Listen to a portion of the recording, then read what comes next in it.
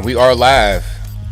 How's everybody doing? My name is Anthony Brian Logan, and you're watching and/or listening to ABL Live. Thank y'all for joining. I'm glad you're here with me tonight. You could be almost anywhere in the world, but you're right here with me, and I most certainly thank you for it. We got a whole lot going on all over the internets, all over social media, all over the world, all over the country. Trump got banned from every place you could imagine, basically. Instagram, Twitter, Facebook, what was it? Shopify, Reddit, everywhere. All because of the whole Capitol incident. Twitch banned them. That's how social media, that's how these big tech companies operate. If one person, if one big company does it, then they all got to do it because they don't want to be the odd guy out. They don't want to be the quote-unquote enabler. That's how that goes. They did the same thing to Alex Jones. Now, of course, it's not the end because Alex Jones is still thriving. He has his website, the band.video, and of course, InfoWars. He's still doing his thing. This is why I stress the importance of having the website. By the way, my website, shameless plug, anthonyblogan.com. Check it out. We're going to be putting more content over there. That's going to be the way of the future. All these third-party apps, they can only do so much for you. We're going to talk about that and much more on tonight's episode of ABL Live. And again, I thank y'all for joining. You could be almost anywhere in the world, but you're right here with me live on the show. And I couldn't thank you any more for that. If you enjoy the content, if you enjoy what you have heard thus far in a very short period of time, go ahead and give me a thumbs up on the video, share the video, do all that good stuff. If you're not subscribed for whatever the reason may be, whether you are a first or second or third time, just a recent viewer, or you got unsubscribed for whatever the reason may be, go ahead and subscribe to the channel right now and click that bell as well so you get notified whenever I go live and/or post a new video. So I appreciate all of you guys for doing what you do. Alrighty, here's a good question I'm gonna answer right quick. I'm gonna answer more super chats later, but Stacy Felice says, "Hey, what are you gonna do if YouTube cancels you?" Well, I mean, if they do, they do. I've not had any problems with YouTube really, and like lately at all. All my videos about the Capitol stuff have been monetized fully, so I've not really had any problems. But let's just say something were to happen, I'll be fine because I have my website. You see what I'm saying? The website is key. The website is extremely important, and I have other means to communicate. I'm pretty much everywhere. I'm on YouTube. I go on television. I go on radio if I need to. What else I have? I have Facebook, Instagram, Twitter. I'm on a new app called Clubhouse. You guys may have heard about that. That's going to be the next hot app. People talking about, I also have a BitChute account. So you guys follow me on BitChute. You should be able to, I should have a community post about BitChute. Follow me over there. It should be putting up my posts automatically, but if it's not, I'll fix that first thing on Monday. But yeah, so I'm in a lot of different places. I'm not really worried about one platform going. I know if I do the right thing, I'll be fine. But the main thing is having my website and not putting my eggs into one basket. The newest hot app is going to be Clubhouse. I don't get paid by them at all. This is not an ad. I'm just saying what I see. I'm just kind of reading the tea leaves. I'm seeing the trends. This kind of reminds me of when Twitter first came out. I knew it'd be the next hottest thing. People were kind of slow to adopt. But now Clubhouse, that's going to be it. It's kind of hard to describe. Basically, it's like an app full of different chat rooms, like audio chat rooms that you can listen to or participate in if you are invited to participate in the actual chat room. And it's only available on iOS. You can only get invited. And I wish I could invite all of you guys, but I can't. I don't have any invites. I think they only give you like one invite at the beginning. I'm not really sure how it works. I just got on it like the other day. I've not even been in any chat rooms on there at all. I just happen to have it. So to answer to your question, Stacy, I'm going to be a little bit everywhere. I'm not really worried about one thing going or whatever. I'm going to just cover all my bases and not put all my eggs into one basket. All right. Parler's on the way out. Okay. Parler's on the way out. And the reason why is because Parler is going to end up like Gab. Remember Gab? Here's a question I have for you guys talking about Parler. Why is nobody talking about Gab? Because I'm old enough to remember a time where Gab was going to be the anti-Twitter, the Twitter alternative. It was going to be the exact same thing that you guys say Parler is now. So why is somebody talking about Gab? Because Gab has gone through this whole thing. They were seen as like the echo chamber of the right-wing conspiracy theorists. And then they got to a point where they were taken off of the App Store, if I'm not mistaken. If I go to my App Store or my Google Play right now and I look for Gab, am I going to find it? Probably not, but I'm going to find Parler. So I think people are looking for Parler on the App Store because they can't find Gab, maybe. Matter of fact, I'm going to look for it right now. Yeah, there's no Gab. There's no more Gab on the Google Play Store. And it probably won't be on the App Store on Apple. People are like, Gab, what's that? Exactly. My point exactly. And that was only like a year or two ago. How quickly we forget. And Parler it'd be the same way because they'll be taken off of the App Store and Google Play, and then it'll be the same thing. Whatever happened to Parler? So I think it makes more sense to get on organic social media platforms that are going to grow naturally, and they're going to have people from all walks of life and not just be an echo chamber, because echo chambers kind of become marginalized, especially when they're on the right, and then they get kind of pushed into obscurity. That's kind of how it goes. That's the trend, right? Yeah, Parler's gone too. Exactly. That's what I'm saying. And then in 6 months to a year, you forget about it. That's how the internet works. When it's gone for a while, when you can't see it on the App Store, because you can still download Gab from the website, you can sideload it. Same way with Parler. But since it won't be on the App Store or on Google Play, nobody cares. That's how it is. You got to get on the hottest, latest thing. I'm not a fan of TikTok, really. I'm not a fan of screeching teenagers on there, but it is what it is. I know guys on TikTok that got 500,000 viewers, 500,000 followers, pardon me.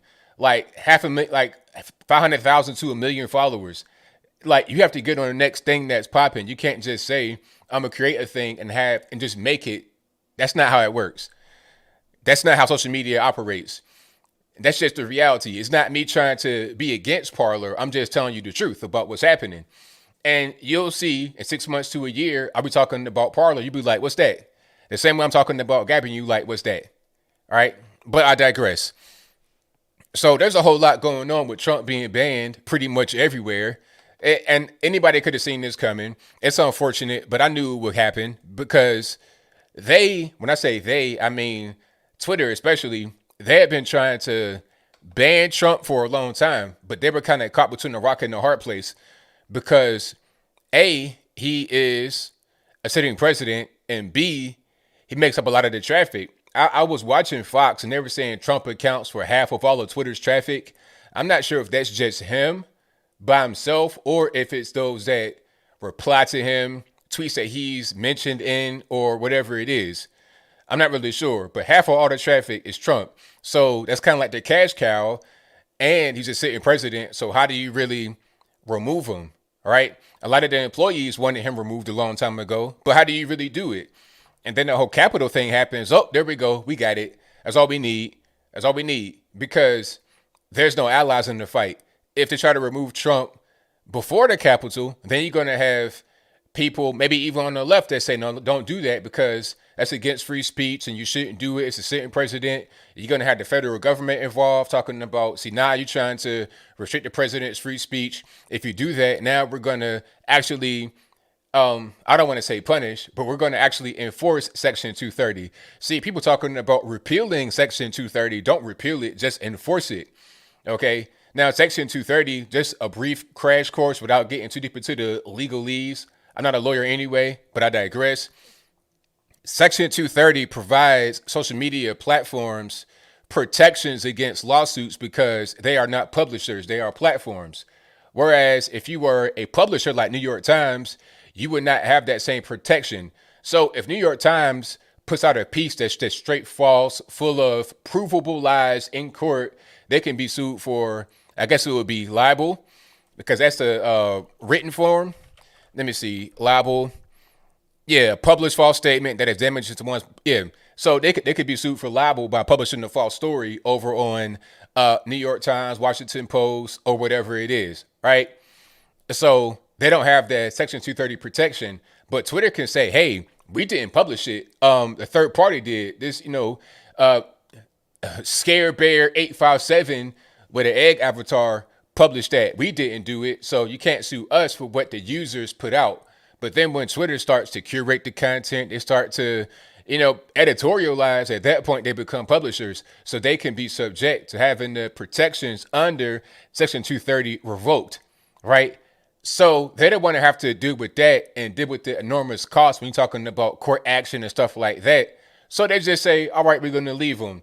Because if we take them off, then the federal government would come after us. But now they could do whatever they want because they are going to try to call the government's bluff.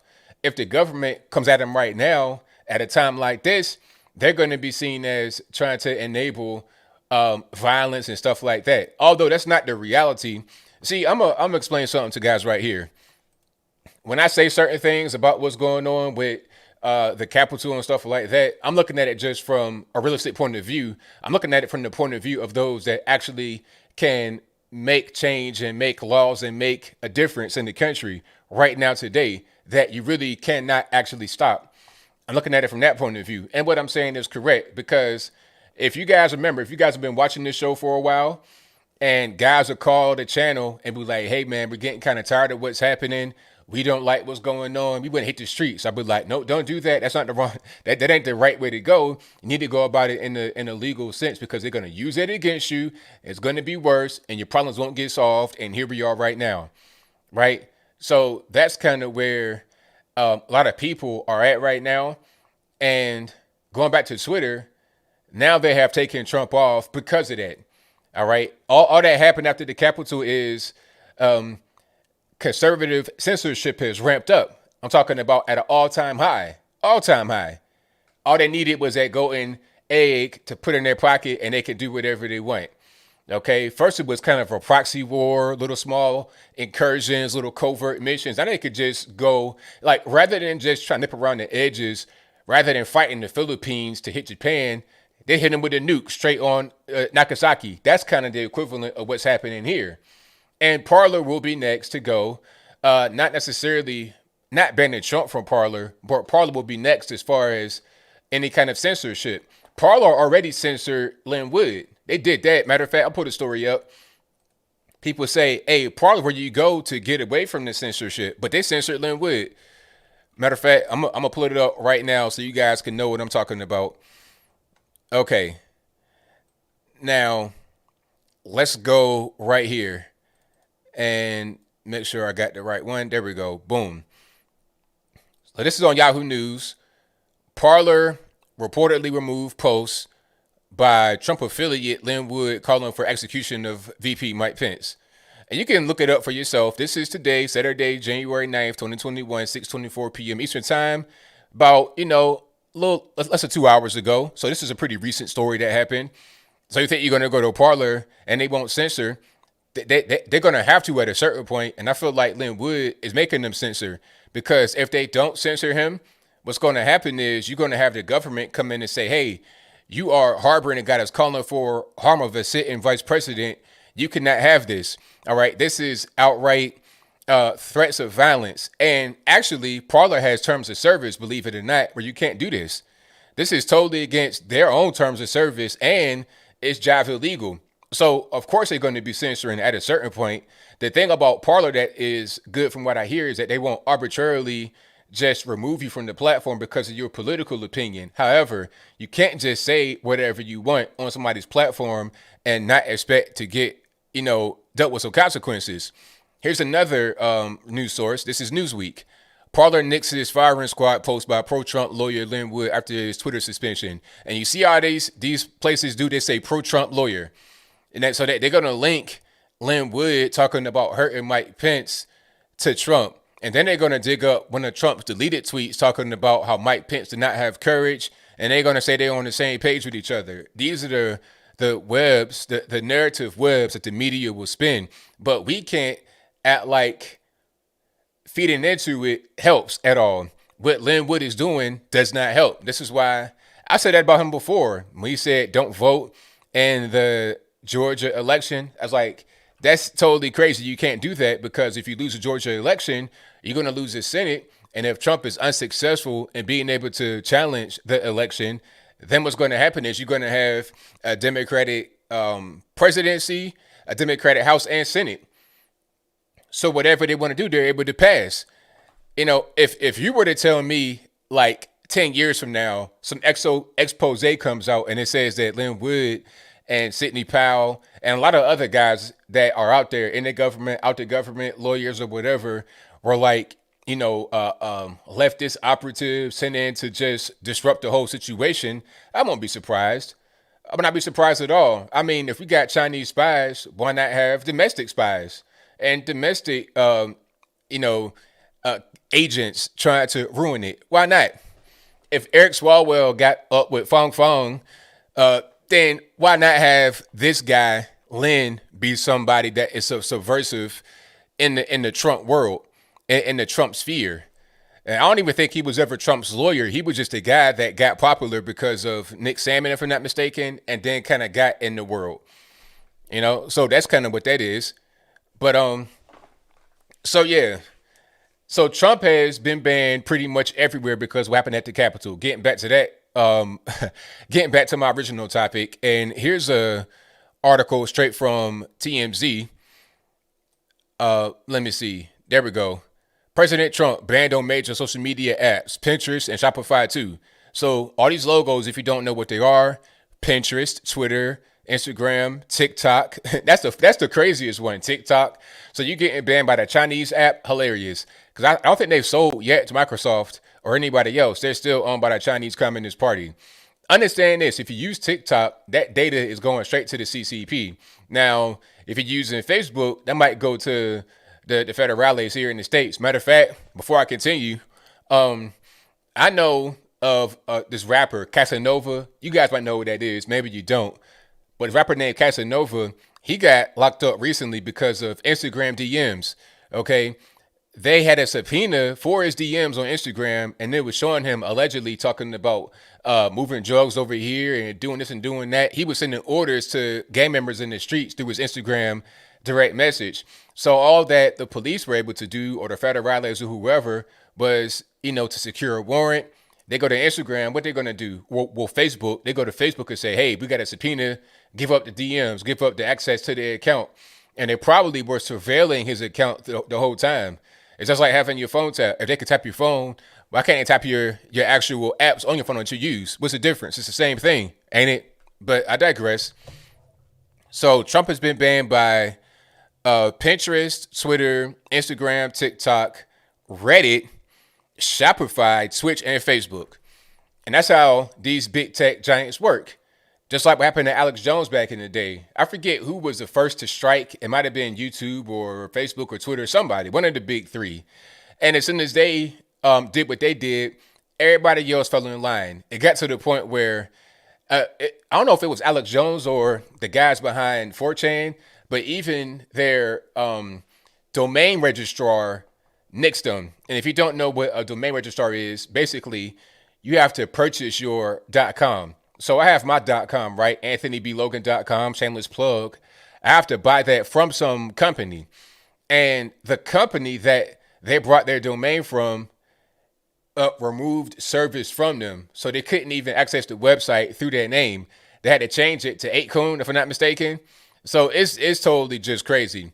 And then the messed up part is that if they remove access to your name on that registrar, you probably can't even get it somewhere else because you still have paid for it. I don't even know how that works, but my point is this. When you do certain things, like what happened at the Capitol, even though you could say it wasn't Trump's fault, it doesn't even matter because it's linked to Trump. Trump was the one that organized the rally. So, and we could say with confidence that the BLM stuff is much worse. And you're right about that. But see, the problem is that BLM have all the government on their side. Not all the government, pardon me. The left on their side. They encourage the violence. They encourage all of that. It doesn't matter if it's righteous or non-righteous. It's irrelevant. If they say Black Lives Matter, hands up, don't shoot, they could burn down a whole Target with everything, and you can rob Santa Claus gunpoint and say Black Lives Matter, and AOC would say it's all right because you had to rob the Santa man to get food to eat. You needed bread. She said that literally, so I'm not even making it up. But anyway, the Santa man, I made that up, but the bread I didn't make up. But they are going to back up people that commit violence for whatever the reason may be if they think that they need to, right? Also, they have academia.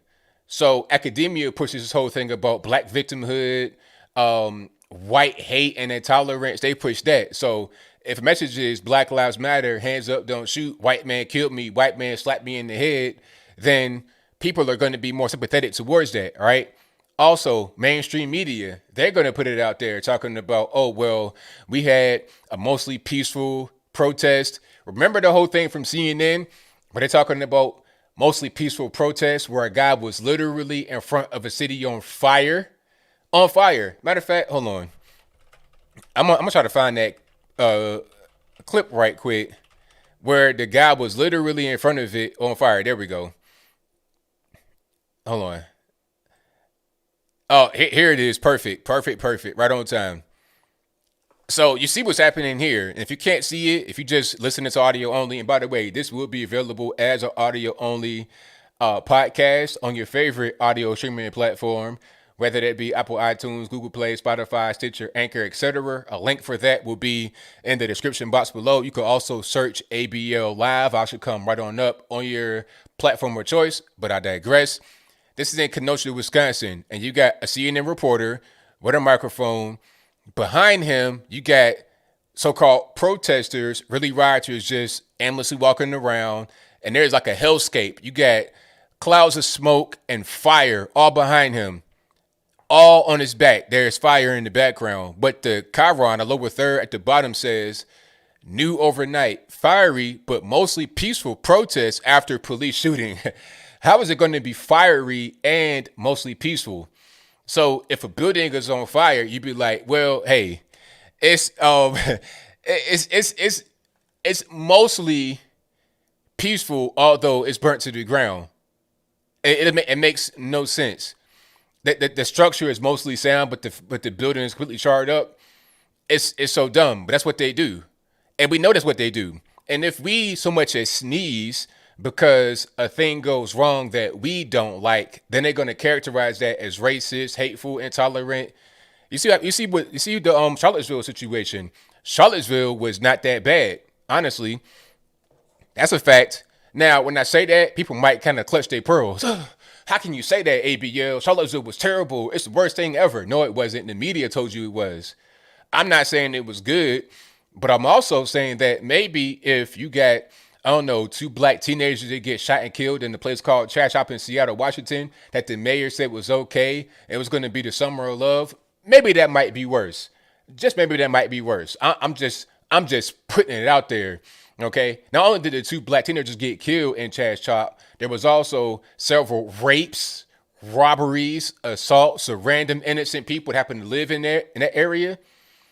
That might be a little bit worse. But the mayor was saying how it's not that bad and it's a small area, summer of love, and it pretty much gets swept under the rug. Only us on the right talk about that. So you see how that the media cover a certain thing in a certain way to make it appear to be worse than what it actually is. But we know that already. I've been saying that for years now. So we should understand when we go out there to the Capitol and do something like that, it's going to get blown out of proportion, right? That's just a fact. And the worst thing that could have happened. And as soon as I saw people going to the front, I was like, hopefully nobody dies. And you got 5 people dead. And people say, oh, it was only one Trump supporter that was shot by police. Well, how about the police officer that got killed because somebody threw a fire extinguisher at his head? How about the lady that got trampled by people that were out there? And some people say, well, the Trump supporters were peaceful and it was all good, and Antifa were the ones that did the killing. How do you know that? If they're both out there, how can you say that Trump supporters can only take claim for the good part, but not the bad part? You got to take claim for the whole thing. And if you say that it's good for Trump supporters to go to the Capitol and quote unquote do something, then you can't absolve yourself of the bad things that happen as part of the something. So here we are. Now people like me got to do damage control and try to get the whole thing, the whole movement back on track. And we got to push forward because I'm conservative regardless. I'm still the same person I've always been. The same guy I've been since 2015 that you see me right here on the YouTubes talking I am right now. But now I got to do damage control to push the whole thing forward. So that was on my mind. It is what it is. People disagree, and that's fine. But I guarantee you, pardon the cursing, but if anybody calls me to actually debate that, that's going to be a rough day for you. And I'm not going to be mean or nasty. I'm going to be the nicest guy in the world when we have a debate, but you're not going to win. But I get to the debates or the calls or whatever at about 9 p.m. So if you saw my pinned post on my recent video, that'll be at 9 p.m. Eastern time. So you got about 34 minutes before that whole thing happens. All right. So again, thank y'all for being here. If you enjoyed what you're hearing so far, give me a thumbs up. I appreciate you guys. If you're triggered, I understand. It's fine. It is okay. We can talk about it later. Don't even worry about it. I will. And I'm not going to be screening calls. I'm going to take everybody. We can have a peaceful and rational and calm discussion. I'm all with it. 1,000%. But I want to make sure I got to everything I wanted to get to before I move to my next topic here. I'm going to read some of the comments. I may respond to some of the comments because some of you guys might not want to call later on. And the comments are going so fast I can't even see what's happening on my end. All right, I'm going to look over here. All right. So a lot of you guys agree. I appreciate it. Thank y'all. Somebody said be nasty. I'm not even that kind of guy. I'm going to just be me. The word I hear a lot on the internet is grifter. I don't know how to do that. If I was a grifter, I'd take this handsome face to Hollywood and act for real and get some money. But nah, I don't know how to do that. I'm just myself. If I was worried about what others thought, then I would just still be in Virginia trying to hustle and trying to grind, doing what I was doing when I was like 21. If I was just trying to, do it for the black community, all this and that, I would still be back there doing that, kind of lost, living a lost life. All right. No, I'm not on Parler. Parler is pretty much over with. Unfortunately, I don't really wish that on the guys that run Parler or on those that are over there, but that's not going to last too much longer. What I am on is an app called Clubhouse. So don't think I'm just trying to shill for Twitter. I don't care. Twitter can leave right now. Twitter can just fall apart and be no more Twitter. That's fine. Move to the next app. Like I said, I'm on this app called Clubhouse. As of right now, it's just new, but it'd be popping. And like I said, I don't get paid from Clubhouse. This is not an ad. They don't know who I am at all. I don't think anybody over there that develops it even knows me. I don't care. But I know what I see. It has a rapid growth. It's kind of underground, spreading organically, like I said before. That's how apps really spread, that really become popular and take off like Twitter, et cetera, do. All right. But yeah, I don't give up. See, people like me, a guy like me, well, I'll speak for myself. ABL, me, I have no fatigue, none. So I will argue you until the cows come home, until I can't argue no more, until I'm blue in the face. I don't know how I'm going to get blue in the face, but I'm going to argue you until that point, which means forever. So I have no fatigue. So this fight that we're in right now, oh, and I want to talk about that. You see that? The 1776 right there? You see that? That doesn't mean, hey, you know what I'm going to do? Because I think that the election was taken improperly, I'm going to go to the Capitol and, slap somebody in the head or take a selfie on Nancy Pelosi's desk, or I'm not going to do stuff like that. What I think that represents is the founding of the nation, the founding fathers, the Constitution, the principles, freedom, not, okay, we got to fight and have a war. Over what, though? And if it's going to be a fight in the war, then it needs to be something else other than a photo op and rap video shoots at an event, at a march or a rally. So that represents freedom. That represents unity. We the people. This is a thing that I'm about. The Constitution, First Amendment, Second Amendment, I'm with it. Freedom of speech, freedom of religion, Right to bear arms. It's about the freedom, the principles, not I got to go out here and fight somebody. Now, somebody could take it that way, and that's fine. But people see my flags differently. I've heard from some people that my flag is a racist flag. They say, hey, Abel, you got a racist flag. Take that flag off because slavery was going on.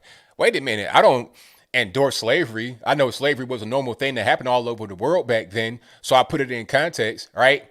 I'm not going to say I endorse slavery, nor do I endorse senseless violence. I'm not saying the violence back then was senseless, but what happened right today was senseless. But what I'm talking about is not even the war or the slavery. I'm talking about the principles upon which this nation was built to build the best nation ever on the planet, period. You could talk about slavery. You could talk about internment camps. You could talk about Japan, the nuclear bomb. You could talk about Jim Crow, all of that. Throughout all of history and all of our flaws as a nation, find me a country that's better. I'll wait. And the funniest part is when I say that sometimes some of the pro-black, black back to Africa will say, Norway, Denmark. So you got to go and find the whitest country possible to be better than America. But I digress. Anyway, this is the best country on earth, the freest country, the most room for economic advancement, all of that. And Kamala Harris should know that because her parents are immigrants from different countries, one from the Indian subcontinent and one from Jamaica. They came here to make a better life for themselves, to get money, to further their education. They should know that this is the best country on planet Earth because they could have stayed in Tamil Nadu, southern India, and Chennai, India, or in Jamaica, back on the sugar plantation or whatever her daddy lived at. All right, they could do that, but they came here to America, the best country on earth. So that's what that is. If you think differently, then that's fine. The same way that some think that this is about slavery and racism and oppression and all that kind of stuff like that, that was happening back then at that time, which was the norm all over the world. But I digress. All right. Thank y'all for being here again. I really appreciate you guys. If you enjoyed what you're hearing so far, give me a thumbs up. Somebody said, what's the solution? Now, I've said this a lot, and I feel like sometimes I'll say this, and then right after I say it, people will say, what's the solution? Like you're not even listening. But anyway, the solution is go about things a legal way, right? Now, people, I think, get it kind of twisted. They think that the Democrats are out here engaging in violence, and that's what is causing them to have success. But see, you're missing the whole, you're looking at it in a very simple way. You got to look at it in more of a three-dimensional way and in full color. Don't look at it in a real myopic, just right in front of your face type way. Like I said earlier, the Democrat people, the leftists in general, already had institutions. They already have academia on their side. The left wing of the government and some of the right wing of the government on their side. They have, what else? Corporate America on their side. So what's that? Mainstream media, politicians, corporate America, they got all of that on their side. We don't. So when they go out there and do a thing, the people that already supported them are going to support them more because they believe in their cause. Oh, Black Lives Matter, LGBTQ, ABCDEFG, trans rights and disabled rights and all this and that. They believe in that cause, so they're going to support them when they out there, quote unquote, uprising. But when we do a thing, they don't support our cause. They don't support Second Amendment rights. They don't support freedom of religion. They don't support being anti-abortion. They think that we are the Nazis, that we are the haters, that we are the criminals, that we are the bad people in society. So when we go out there and do a thing like that, it reinforces the negative stereotypes. It does not reinforce the positive stereotypes. And the truth is, when the left goes out there and they do whatever they do, it's a fundraiser. You don't elect people based on that. Okay, you elect them based on the ballot box. Now, as far as any kind of fraud or whatever, that's a whole different story. Investigate that and dig up some hardcore physical evidence and then present it to the table, and then we could talk further. But as far as, getting support for the violence, it's because they support their narrative already. We don't have that luxury. We got to get to a point where we have our narrative supported to where it becomes mainstream. The violence is not needed. They do that. We're not them. So if we're going to lower ourselves to their level on the left, then might as well join the left. A lot of guys are saying, hey, I'm not conservative anymore. We'll go to the left. If you like violence and stuff like that, that's what they do. Senseless stuff that only raises money. They go out there and take selfies too because they want you to know, hey, here's my @handle, donate to that, and then that's how it goes. Donate to @blue, and you could raise $10 billion in 6 months like Black Lives Matter did. All blood money. But I digress. Thank y'all again for being here. I appreciate you guys. But like I was saying, back to the solutions. What you can do is go about things a legal way. Do what Chunk Yogurt from the Young Turks do. And I'm going to say this again. A lot of you guys have heard this a lot, but some people have not heard it. But what Chunk Yogurt from Young Turks did was create this thing called Brand New Congress and also Justice Democrats. Does it sound familiar? AOC is part of this group, Justice Democrats, as well as Ilhan Omar, Ayanna Pressley, Jamal Bowman, Pramila Jayapal, Cori Bush, who else? Rashida Tlaib, the quote-unquote squad, and the extended squad, Ayanna Pressley, they're all part of this group. So Chunk Yogurt is behind them financially. And what their goal is to push the Democratic Party far to the left. That's their goal. So that's how they solve things that they see that they think are wrong on their side. Now, of course, I'm not saying we should push our side far to the left or, become partners with AOC. I'm talking about the method in which he did that and in which they did that. It wasn't just Chunk Yogurt. It was a whole group of people that had the money, right? George Soros is involved with that as well, but different story. So what they did was fund people, put them in power, and have them subvert the Democratic Party. Now, if we feel like the Republican Party is no longer our party, is not doing the right thing, and they're just kind of disconnected with us, we need to fund our own people. A lot of guys got money. I know them personally. They got buku dinero, as the cool kids say, right? Oh, I said back in the 90s, but anyway, they have money. Put in who you want to see in. People talking about primarying people. With who? With who? I mean, seriously. Come on, think about that for a minute. Who are you going to primary people with? You got to have people that are funded properly, that know a little bit, and that can go in there and execute a plan.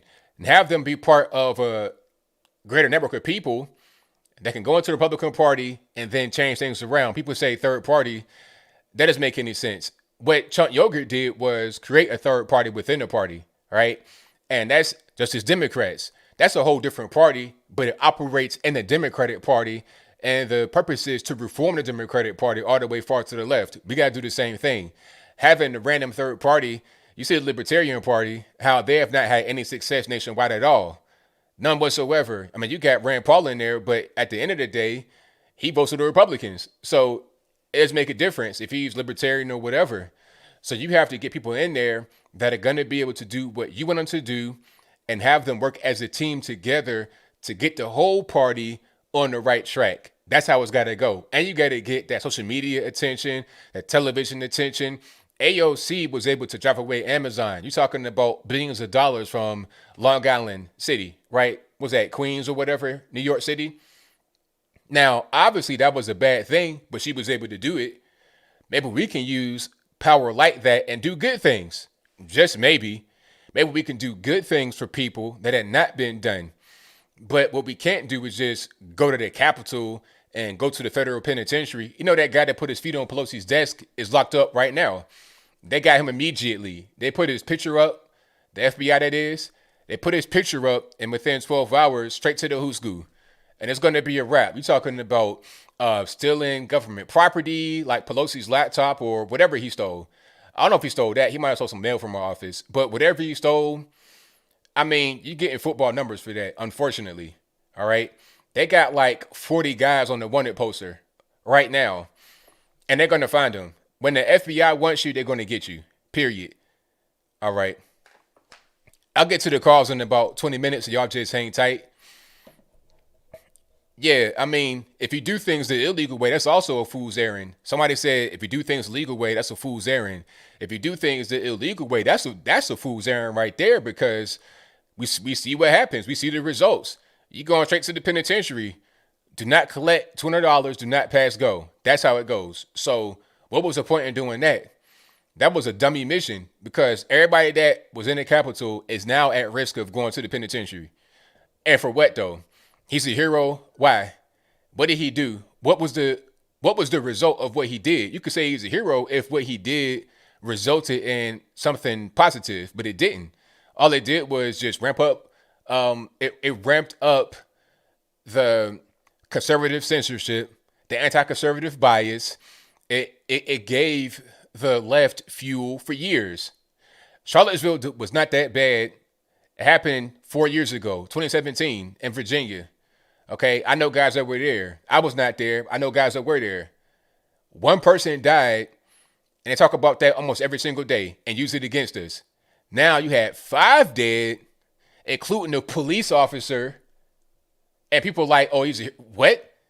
It doesn't even matter if the entire event before that was peaceful and everybody was loving and everybody was kind and people inside the Capitol walked inside the red rope and everything was all right. Don't matter. Nobody cares because who's going to even, what, that argument is not, it doesn't even, there's no weight behind the argument because of the actual action that happened where people died. It's the equivalent to a BLM rally. They, like, what they tell us? Oh, we're peaceful and everything's all good.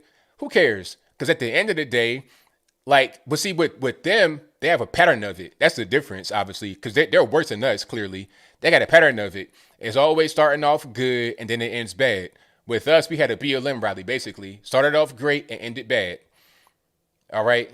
And ours was greater than theirs because from the beginning, it's like a normal Trump rally. It's all about peace. I've been to all over the country going to Trump rallies and different events, walk away and Blexit. Always love, always nice. I met the best people. I'm talking about just beautiful people, great people. They never end like what happened at the Capitol. It's guys getting arrested right now or investigated right now because they conspired to make it go bad. Guys that are on quote unquote our side. Some provocateurs that shouldn't be there, right? 99.99% of us did not do what happened. I don't think we should claim what these people that don't even like us did to us on that day. If we went to the Capitol and it was all peace, like let's say it was like 100,000 Trump supporters at the Capitol and it was peaceful and it was all good, that would have been a very strong message. And it would have been a powerful message, a strong message, and it wouldn't have gotten us where we at right now. But that did not happen because of a few guys that were in there. Could have been BLM, could have been Antifa, who knows. And now this is where we at. So it is what it is. All right. But I digress. That's been on my mind for a while. I had to get it off. All right.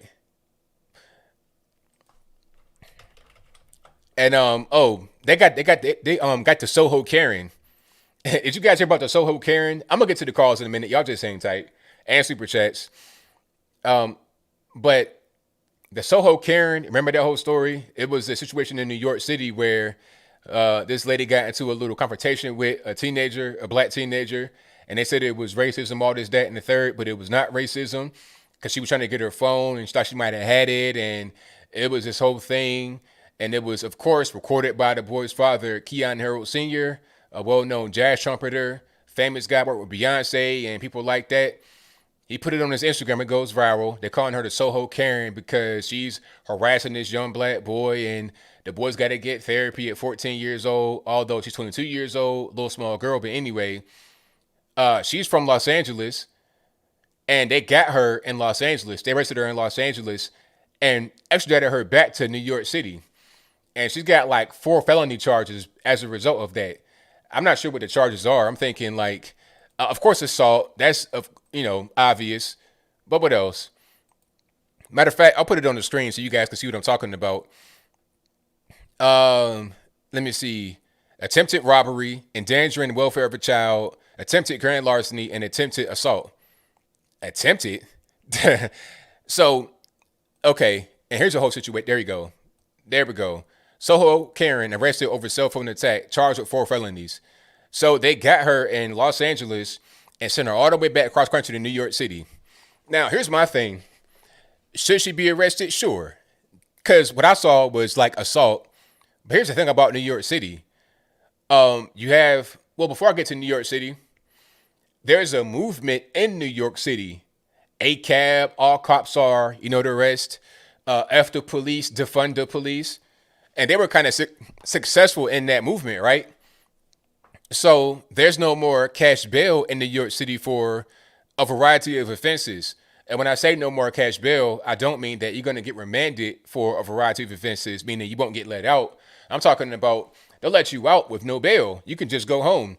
So you kill somebody, second degree manslaughter, you could kill somebody and they'll give you zero bail. So you go murder somebody, pew pew, you get locked up, central booking Manhattan, and say, okay, second degree manslaughter, low level weed offense, you had a pistol on you and it was yours. Okay, you go home, come back in a month for court. That's how it is. All right. So why would you go to California, extradite somebody back in New York City, and then arrest her on things that don't even call for bail? I don't understand that makes any sense.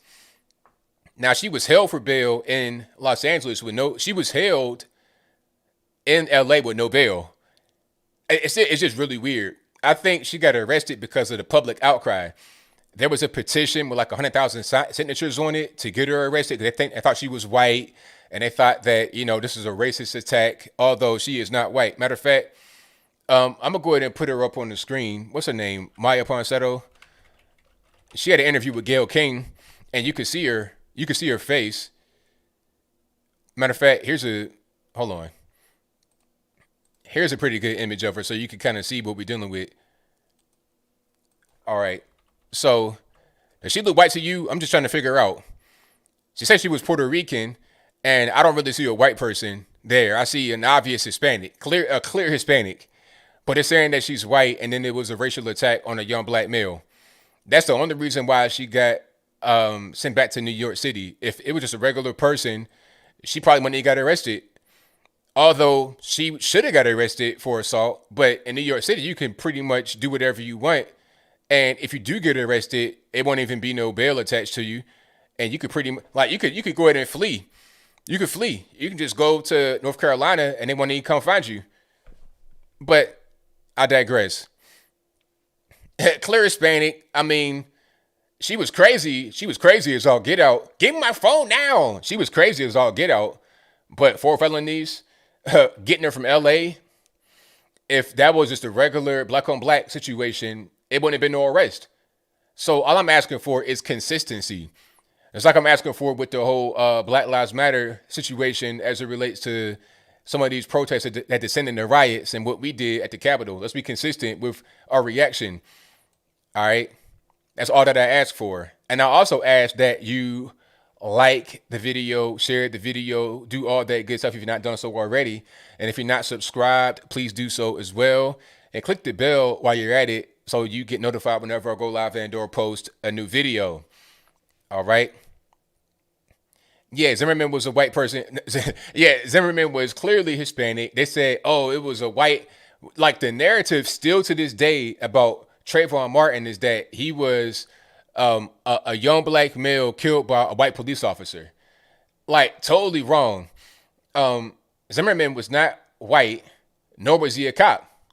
So I don't know why anybody brings that up. People can say it was injustice. People can say that Zimmerman shouldn't have done it. Maybe so. I'm not even really against that narrative. But the problem is, how is that any different than just a regular civilian on civilian killing? People get shot and killed every day by just a regular civilian. So how was it any different? And people get off every day too. And like people will beat murder cases every single day. So it's the same. People talking about, oh, well, this country is racist. And I say, give me an example. Trayvon Martin. Trayvon Martin? What? You talking about the guy that got killed by they say police brutality. And then they say Trayvon Martin. The guy that got killed by the Hispanic citizen that wasn't even a cop. It's crazy. All right. So we'll get to it here. Somebody says ABL is boring, but you hear, hey, thank you to all the trolls that come into the stream. Well, not really, but if you are a troll watching the stream, you're just helping the whole thing go forward. You're helping the viewer count get up there, and that just helps me a lot, many different ways. So thank you for your assistance. All right. Let me see. All right. Boom Howard says, we need to talk tonight. Promise I will not compromise you. Platform. Things need to get discussed tonight, please. Okay. I'll open the calls in just a few minutes. So y'all just hang tight. Y'all just hang tight. Somebody says, do I consider Ashley Babbitt similar to Crispus Attucks? I don't. I don't know. I don't know about that one because I don't know that whole story.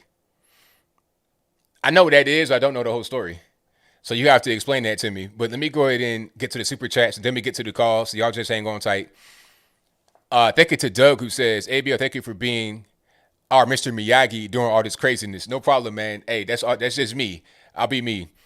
Apu Bakr had quite a few super chats. I'm going to read those right quick. He says, thank you, ABL, for your calm and rational, deep, detailed analysis this week, as well as your words of encouragement. You are an awesome leader. Thank you.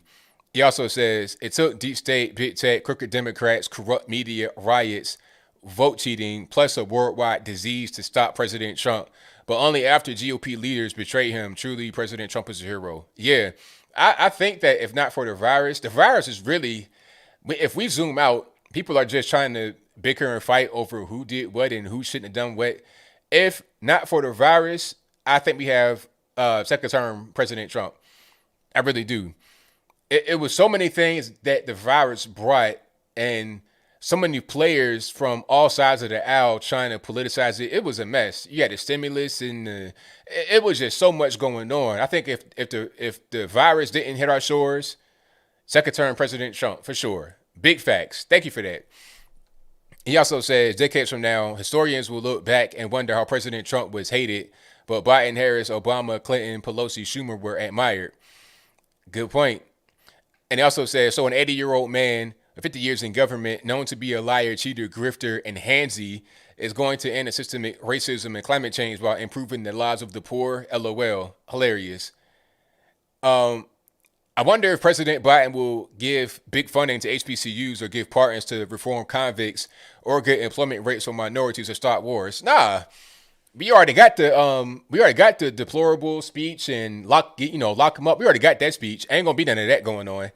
Not at all. Let me see. And also, he says, in reaction to the Capitol Hill riot, LeBron James said, America spelled with three Ks, America KKKA, only slaps our faces. Thoughts ABL, by the way, King James is worth $450 million. LeBron is probably the best basketball player of all time, next to Jordan. Then I might get triggered when I say that. But LeBron is truly special when it comes to basketball. I cannot take that from him. However, you're not dealing with an intellectual person, period. This guy can barely read. So you're not dealing with an intelligent person or an educated person. I'm not trying to clown him. I'm just being serious because his whole thing was playing basketball. And that's fine because not everybody has to be super educated. And he's excellent at what he does. A multimillionaire. I can't hate. I cannot hate. You got a whole media network. You got your friends out the hood. You got them jobs. Nothing to hate. But when it comes to politics, you're not dealing with a guy that knows anything what he's talking about. He just repeats whatever he thinks sounds good to him. All right. But shout out to, what's that? Hydro, who says, with 41% of women voting for DNC and 50% of America is women, what do you think about abolishing their rights to vote? Nah, I don't think so. Nah, what we got to do is become stronger men and lead women to voting how they should vote. I'll leave it at that. How about getting more women together with men so they won't be single or so they won't be voting away from how their men would vote. If we want them to improve, we got to improve rather than taking their rights away. That might be kind of controversial, but I'm serious. Wolfgang says, Declaration of Independence, mankind are more disposed to suffer than, and it continues, ellipses, than to right themselves by abolishing the forms to which they are accustomed. He also says, are they trying to get sacked again? I have no idea, but thank you for your donations. Shout out to Bearbait, who says, should have stormed Twitter HQ instead of the Capitol. Nah, let's not do no storming. Thank you, Missy Peters, for your donation. Thank you to Johnny Future, who says, ABL, Trump did not divide this country. He only exposed where the division already existed. Yeah, I'm with you. Thank you to Jenny for your donation. Thank you to Stacy. I already answered that question, but thank you for your donation again. That gets to Wolfgang, who says, we no longer need to win hearts and minds of the populace. Now we must work on securing legitimacy in the eyes of the military, period. Makes sense to me. Musical Muffin 68 says, Gab doesn't need apps. They own everything about their company. I'm on Gab and Parler. Trump is officially on Gab. Please give them a try. Keep up the fight for free speech. Now, my question to you is, how is Gab right now? Is it thriving? Like, is it a big community? Is it growing? If it's not growing and not thriving, then what's the point? I'm not saying it's not. I'm asking you if it is. If you can let me know that, I'd love to know. Thank you to A Ratpour, who says, number one fan, thank you. Thank you to January Arts, who says, how do you feel about Tatum calling big name conservatives cowards for being against the attack? I mean, that's his opinion. Everybody got their opinion. That's my brother, so I won't say anything negative about him. I just think that everybody has their opinion and I have mine. And we'll see in the future who's right and who's wrong. Thank you to Wolfgang Dio, who says, look, we would not have gotten anything on January 6th. You gained something. Okay, hold on. I'll read the rest. Now we can point back and say, bring it. Democrats got to see what we saw. What did we gain? What did we gain? I'm searching for gains. I'm looking for gains. Shout out to the Hodge twins. Looking for the gains. I'm trying to go to Gainesville, USA right now, but my car done broke down, so I'm trying to get some gas in it. You understand? But anyway, thank you to Julie B, who says, Linwood with Richard Jewell's lawyer. He always had an axe to grind with the government. Yeah, I see. With all the government, including Trump and Mike Pence. Thank you to Matthew, who says, some money before you get banned too. Everyone throwing for ABL. I mean, don't put that on me, man. Don't put negative stuff on me. Or you're gonna get banned. Don't do that. I mean, people need to stop being so worried. Oh, you a little faith. You got all these people that claim to be, of faith and don't have much. I don't understand, but I digress. Thank you for your donation. Thank you to Danny, who says, Happy New Year. Hope you're good. Can I get a follow on Parler and IG? Also, it's not over. A lot of things happening. Italy and Vatican were behind the steel. Hashtag Trump 2020. We'll see. I don't know anything about that, but we'll see. Yeah, I'm on Instagram, but not Parler. Thank you to Wolfgang, who says, I'm also the same person as I am in 2015. Screwed over by the complacency of Americans. So yeah, I did what you are doing now and then, and no. Okay. Thank you for that. Thank you to Scott, who says, heard Trump will address nation 9 p.m. tonight. Italy stole the election. Leonardo. Thank you to Angel, who says, stay diverse and we need you. Shout out to you, boss. Thank you to anonymous user, who says, how would you respond to people calling people like you, Candace and B. Tatum, grifters? Anytime I hear that word, I just chuckle. Grifter, I feel like people just learn a big word when they say serendipitous over and over again. When they say the word serendipitous 5 times in 15 minutes, I know they just learned that word recently. So they're trying to flex and be cool. Hey, I learned a new word. Look at me at 40 years old. But beyond that, I feel like it's just a way to dismiss people. And it comes from a place of ignorance. I don't even know nothing about grifting. I'm just being myself. People can call it what they want to. People can say whatever they want to sleep better at night, and that's fine. But it won't change how I think or how I feel. You're not going to be able to shame me or use shaming language to change how I think and how I feel. Shout out to Wolfgang, who says, I likely won't get through. Skype is weird and others are calling. You won't give up, but I want to live my life and I'm leaving USA. Have chaos. Hey, man, it's free country, So do what you want, man. Enjoy. Shout out to Ben RP, who says, the left put a social media mask on Trump. That should be enough to let people know how to use it for communications only. My man, Modern Renaissance Man, became an ABL supporter. Thank you for that, boss. And thank you to Mason for becoming an ABL supporter. Thank you to Ryan, who says, did you see Lieutenant General Thomas McHenry come out and say the U.S. Special Forces recovered Nancy Pelosi's laptop on Wednesday? I saw that. We'll see how that whole thing goes. Thank you to Masu Tara, who says, why don't I have a talk show on TV? I feel like this is just like TV nowadays. I've been on television before. I turn down sometimes opportunities to go on TV because you're able to reach a lot of people right here on the YouTubes, especially like I have YouTube TV. So it's like the same thing. It's a different app, but it's the same, in my opinion. That's a different story. Let me see. Wolfgang says, why fight? We already stormed the Capitol. It's done. But no, this is not the best country on earth. I'm ashamed of the country I served. I mean, that's fine. If you don't think it's the best country, that's your opinion. Everybody has their opinion. I have mine. And he also says, donkeys have success because evil in power. Thank you to Shad Boy for your donation. Thank you to Pete Sangria, who says, I'm old enough to remember when ISIS used Twitter and Facebook to recruit members. Yes, they did. They sure did. Thank you to Dr. Phi or FYE, or I know I'm tearing your name up. I'm sorry. It's not my fault. Blame the white man. But anyway, they say, do you think some politicians are using these COVID restrictions and similar tactics to garner support to help them defund the police? That started out as some fringe leftists, but now there's others. Of course, they're definitely using the virus in many different ways to defund the police, to do anything, to pump your head propaganda when you're at the house because you can't go out because of the virus, and tell you, hey, you know what, defunding the police is a good idea, and there's no such thing as gender, all this and that. Thank you to Jenny, who says you can't speak legally and obviously you can't do anything illegally. Thank you to the Okie Conservative 81, who says Trump said to protest peacefully at the Capitol during a rally. Unlike what Democrats and CNN said all last year during the riots, they encouraged ban them. There you go. Thank you to Martin, who says, I thought you listened to Yuri B's lectures. Judging from his insight, the U.S. has gone so far down the hole of communism that the only way to reverse the process is military might, be it civilian or not. I have heard Yuri Bezmenov stuff, but I'm not, he's kind of like doom and gloom.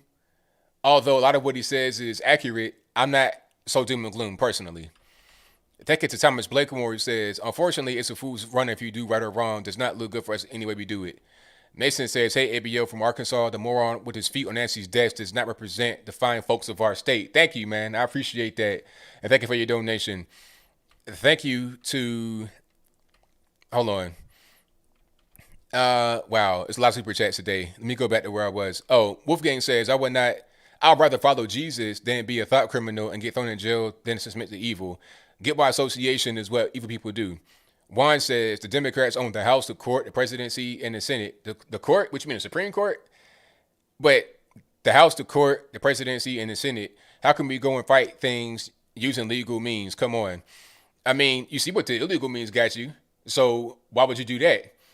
Why would you resort to a plan you know don't work? At least try a thing that could work in the future if you just keep at it and don't have this attitude like, okay, we lost one election and it's over with. That don't make no sense. That gets mandatory carry, who says, I'm at work, but hashtag keep fighting. The cops died of unrelated causes. CNN lied again, pretending to be shot. Hashtag Iran. Now, the cop got hit with a foreign object. The cop got hit with a foreign object and then died later as a result of like a brain injury. So now the cop did get killed as a result of what happened at the rally, unfortunately. Thank you to Leo for your donation. Shout out to IWD, who says, if they had charged Zimmerman with manslaughter or some kind of negligence based homicide, then he might have been convicted. As it stands, they tried to make an example out of him and the jury wasn't having it. Exactly. Thank you to Matthew, who says, I love you, man, which analysis is wrong. We can talk about how you could talk about how you think that I'm wrong, and then I'll tell you how I'm right, and then you'll be able to see it. Thank you to Santo Bartes, who says, shout out to the Trump reply guys on Suicide Watch for having their 4-year grift taken away from them and now have literally nothing else to show for or live for. Hilarious. Yeah, if you guys are on Twitter and you see anytime Trump tweets, there's always a handful of guys, or a lot of guys really, that reply to everything with a negative thing. Trump is a fascist, Orange Man bad. Brooklyn Dad is probably number one. The Asian doctor guy with a mask on all the time is another one. The Krasensteins, they already got banned. But quote unquote, Miss Krasenstein is another reply guy. You got people that make their whole career off of replying negatively to Trump on Twitter. Facts. Like I was saying earlier, Fox said that Trump makes up half of Twitter's traffic. I won't be surprised. And with that traffic comes money. Thank you to Christopher, who says, hey, ABL, keep up the good work. My brother from another mother. As always, love the content. Stay headstrong. God wins in the end. There you go. Thank you for that, man. I appreciate you. Julian says, are you leaving Twitter, ABL? No, I'm not leaving Twitter. I'm going to have more platforms that I'm on. I wouldn't ditch one that's, I can gain a lot of people on it and get more people to see my point of view. I can change hearts and minds from everywhere. If I'm just relegated to a shoebox, then nobody will care. I won't be able to reach anybody, and I can't change anything that way. All right. Okay, I'm reading some of this here. Somebody says, how about instead of sounding like liberals, right wingers admit that the protest didn't go their way? They should, and everyone there causing violence should be condemned. I don't care. I don't know if you said this. Yeah, you're right. That's facts. Yeah, we have to admit that it didn't go properly because our protests, our events, whatever you want to call them, always go peacefully. We're not the party. We're not going to engage in the violence. We never do that. We hang our hats on that. So it's kind of silly for us to hang our hats on being nonviolent and peaceful and then hang our hats on also being violent and non-peaceful because of our convictions. It's hypocritical. All right. Now, Joe Jovis says, so ABL, you are in the same boat as those cowards who are condemning our guys who wanted to do something for the country. I mean, what do you mean, cowards?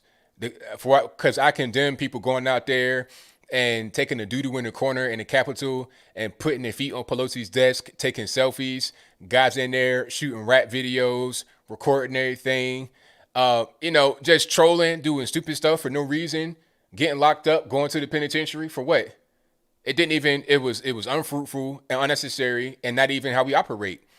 And I always call for peace. I've been calling peace. So anytime somebody call my show and ask something like that, I always say the same thing. So I've been the same. I've been consistent, but I'll keep moving to the super chats and then we get to the calls in a moment. Y'all just hang tight. Let me see. Shout out to let me see. Bryce, who says red state secession, freedom strong. Dr. Fi says Captain retired David Dorn. We literally saw his death on video internationally within hours of it happening. 8 months of BS. You're correct. Wolfgang says only people you reach with reason are those who are open to it. Leftists need to be disengaged with and allow self-destruct.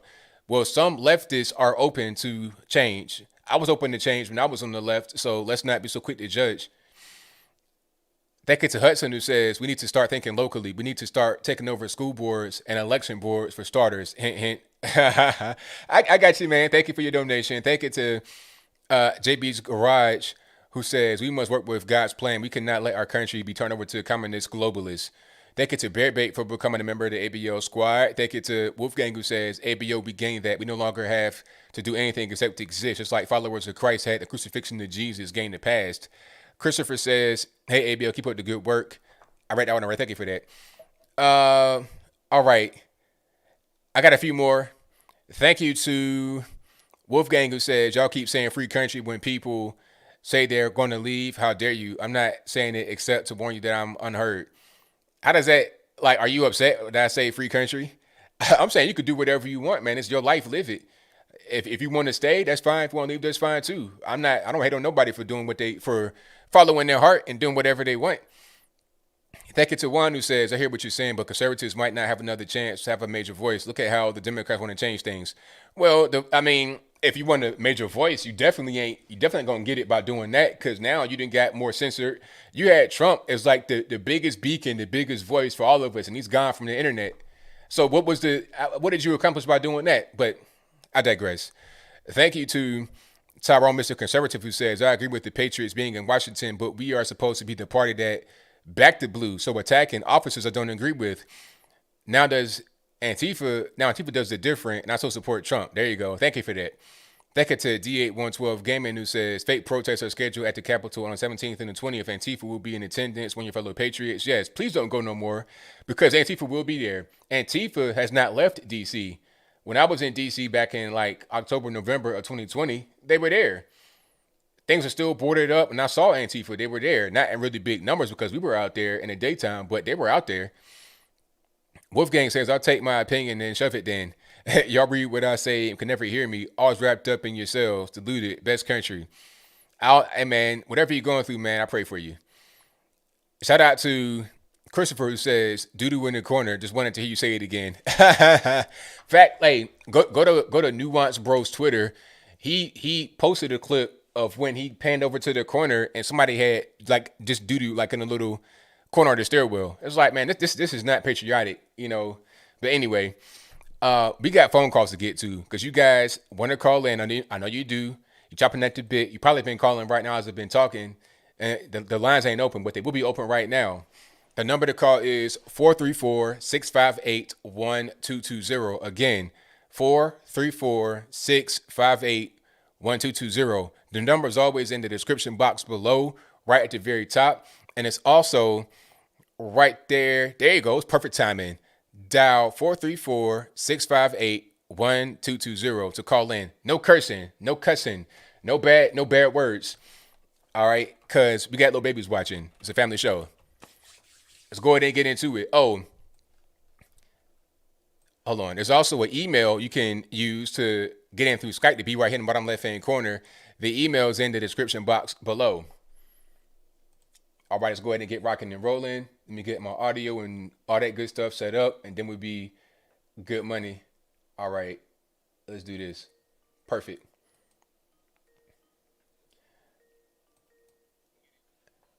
All righty, Matt, what's going on? ABL, what's happening? Everything's good. Hey, I think I was probably the first to tell you that you were underestimating their ability to cheat in the election. Okay. And I totally appreciate your analysis, but I just sort of disagree with what it is. And I think overly, maybe something we could agree on is that we're basically waiting for the next thing to react to instead of proactively reacting to it. So what am I wrong about in my analysis? What did I get that was not quite right? I think you're right about in terms of the double standards, and you had someone that put a super chat in there that said something to the effect of, you can't reason with somebody that doesn't have an open mind, and it's sort of like trying to, teach Jesus just the people that don't have an open heart or something like that. I'm not religious, but I see that kind of the same thing. I think you're wrong about this State of the Union in general. I don't think the time is for optimism. I think this is a moment where we have to basically dig the trenches instead of saying, well, it's going to be okay. So what does that mean? I love Trump. I'm trying to use the word love a lot more. I voted for him. I campaigned for him. But his economy was trash. And the economy was trash, really? Yes. Like throughout the whole time, or just like during the virus? It accelerated, yeah. I mean, before the virus even, and I think the virus is basically a vehicle, kind of like in the same way that global warming was. I mean, global warming should be jealous of the virus in terms of like what the state wanted to do and how they wanted to shut things down. But yeah, there's going to be a great economic reset, and a lot of it had, Candidate Trump was really fantastic because he was saying the things that I'm saying, but President Trump sort of went along with everything that's been going on. Okay. I mean, I thought that the economy was pretty good. I mean, yeah, the crazy stock market, it was real high and things are going well. I think what sidetracked it was the virus because then all came out of spending and everything else that we shouldn't have been doing.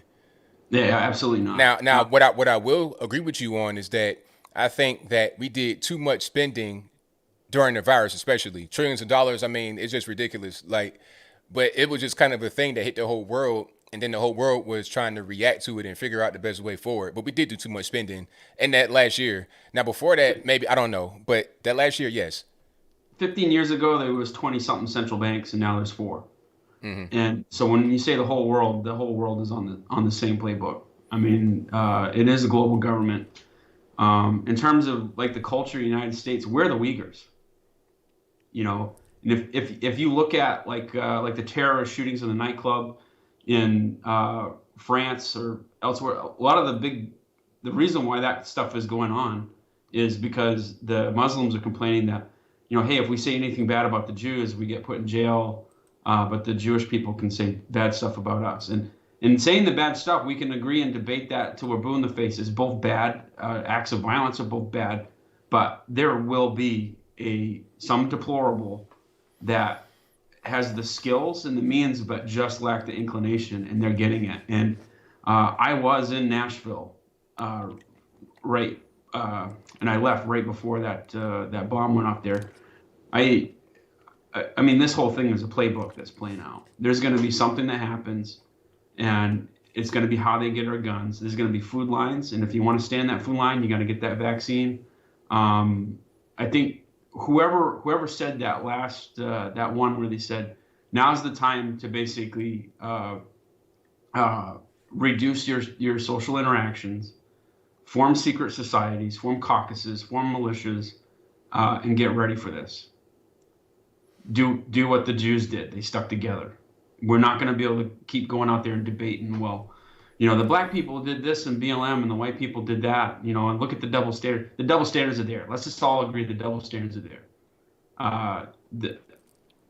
We need leaders in order to critique, I think. All right, man. Well, I thank you for the call. Definitely appreciate you. Yeah, man, be good. All right, now. All right, shout out to Matt for the call. Most certainly appreciate him. The number to call, 434-658-1220. Thank y'all again for being here. Let's get to some more. All right. 309 on the line. Who am I speaking to? What's going on, ABL? This is Modern Renaissance, man. Modern Renaissance, man. What's happening? What's happening, man?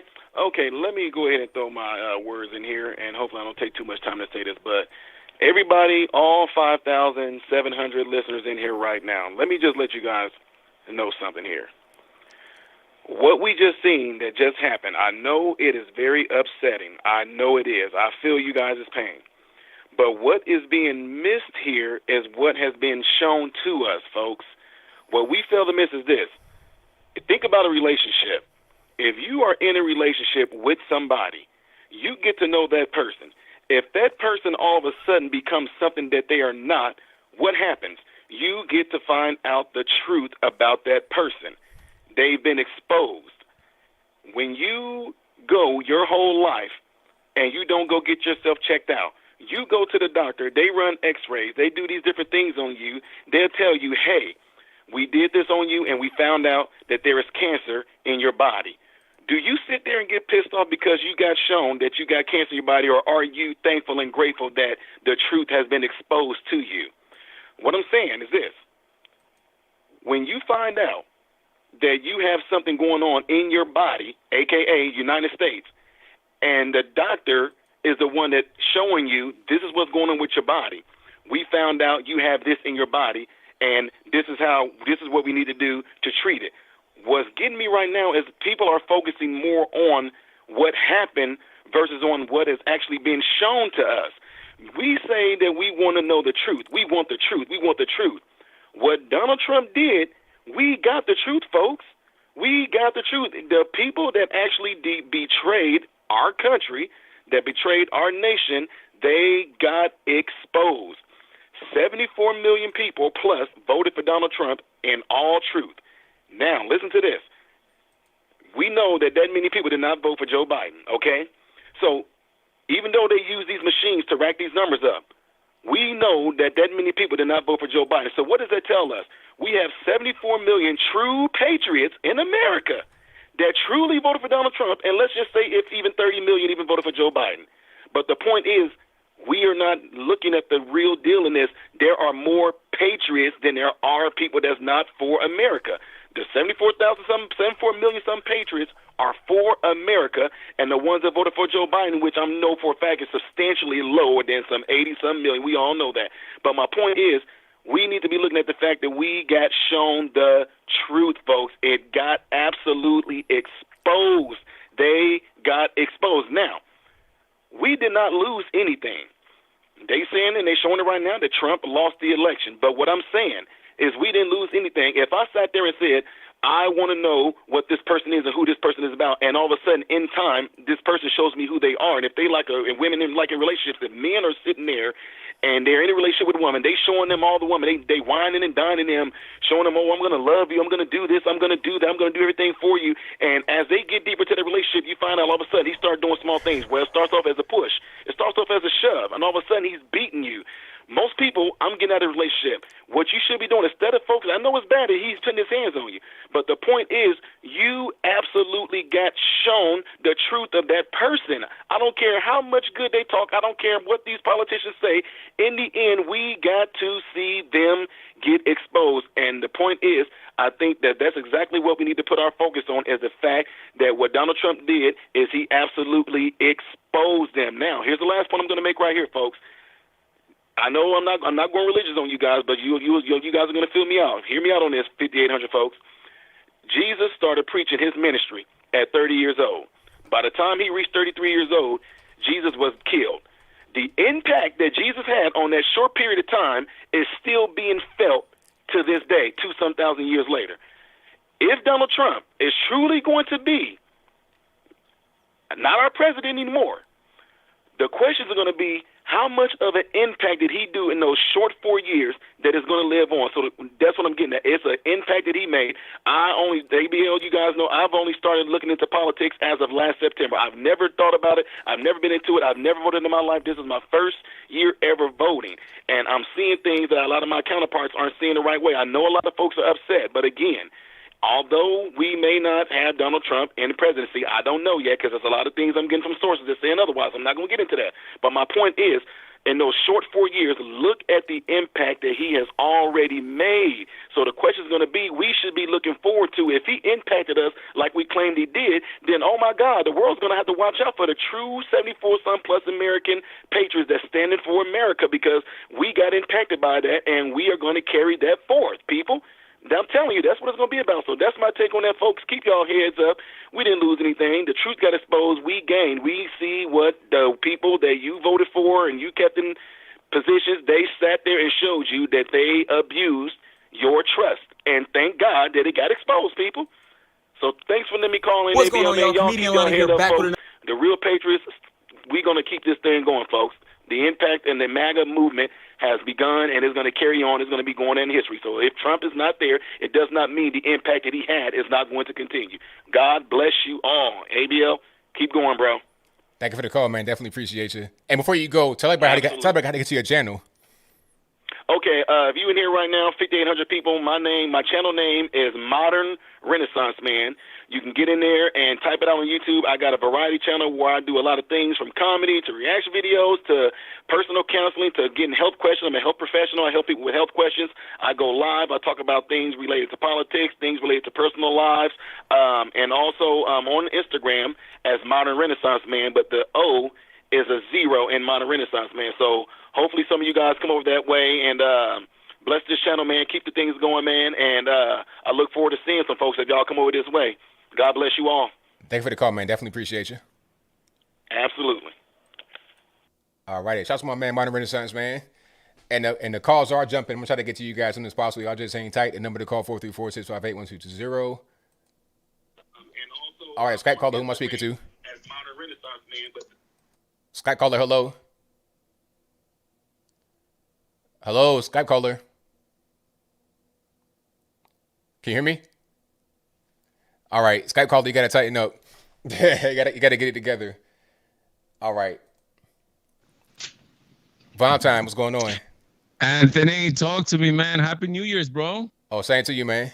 Man, I've been gone a little bit from social media, trying to take my mind off the craziness, but the craziness brought me back in. So I'm ready to rock and roll. Let me ask you this, man. And by the way, my condolences to you and your family for, I heard your father passed, right? Yes.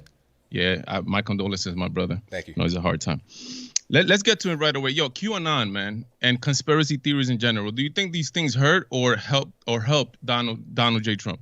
It's a double-edged sword, because a lot of people that follow that stuff, I don't know anything about Q. I just know people kind of follow it. But people that follow it, a lot of them kind of get introduced to politics through that. And then they find out about politics, and they find out about Trump and, you know, the principles about conservatism, and then it helps. But the opposite side of it is that some people go off the deep end with that stuff. Well, big time. They go off the deep end, and then it becomes just kind of a spiral of madness. So it could be good and bad. It's a double-edged sword. I'll tell you this, man. I think there's, I mean, like you said, there is this portion of it being good, but I'll tell you right now, I think it hurt big time more, the whole Q thing, and people sharing a lot of this nonsense and this conspiracy theories constantly abound everywhere.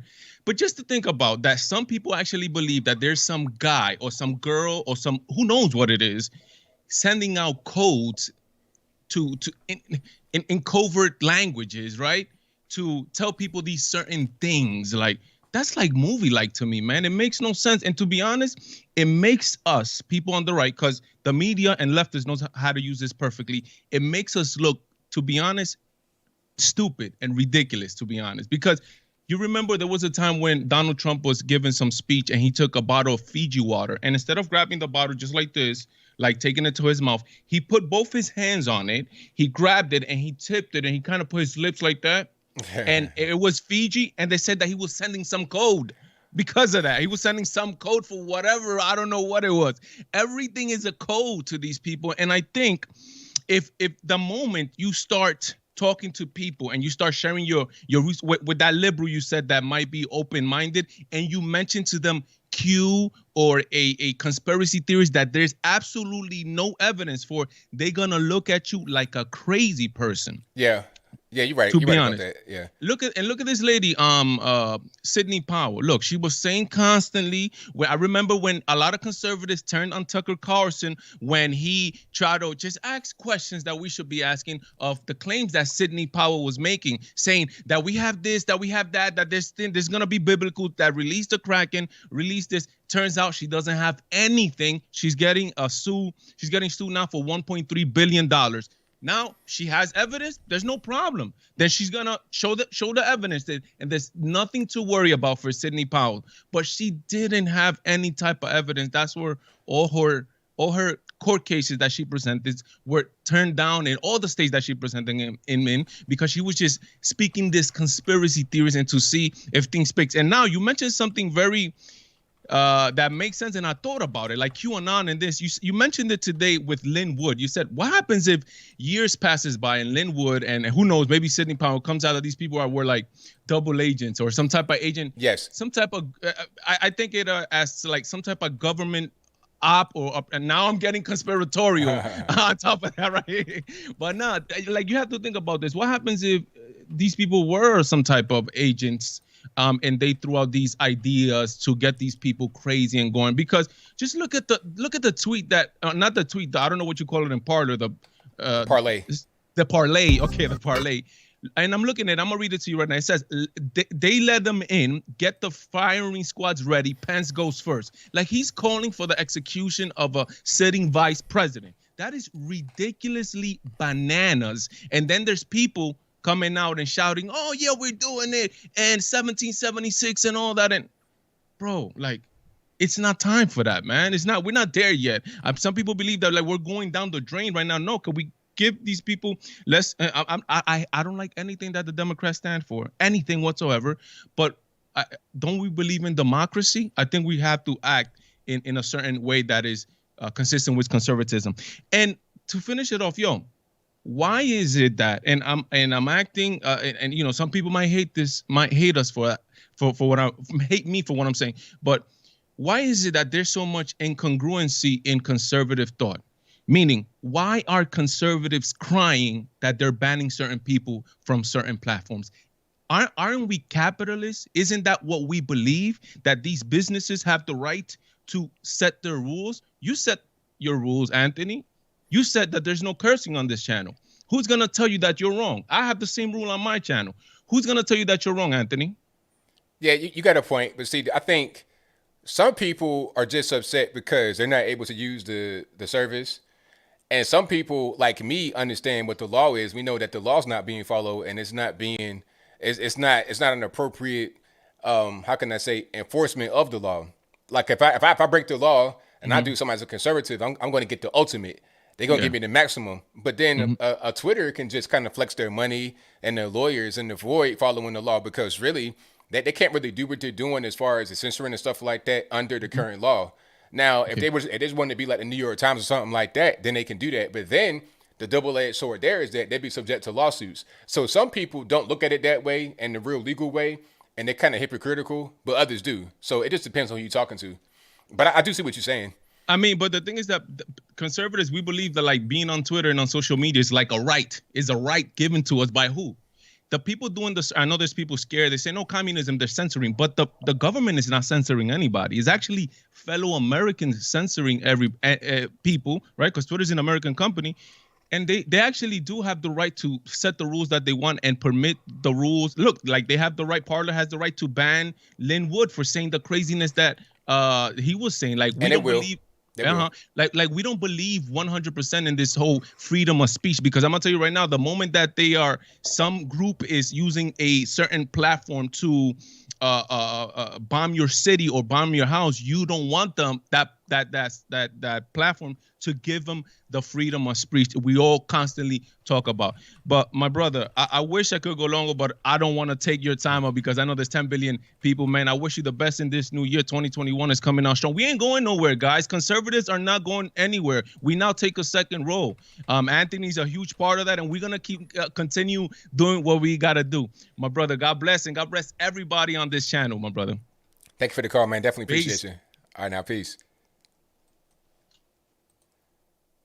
All right, so shout out to Valentine from the Valentine Show right here on the YouTubes. And I just heard that, wait a minute. So they booting Parler off Amazon AWS? That's the cloud-based server. Wow.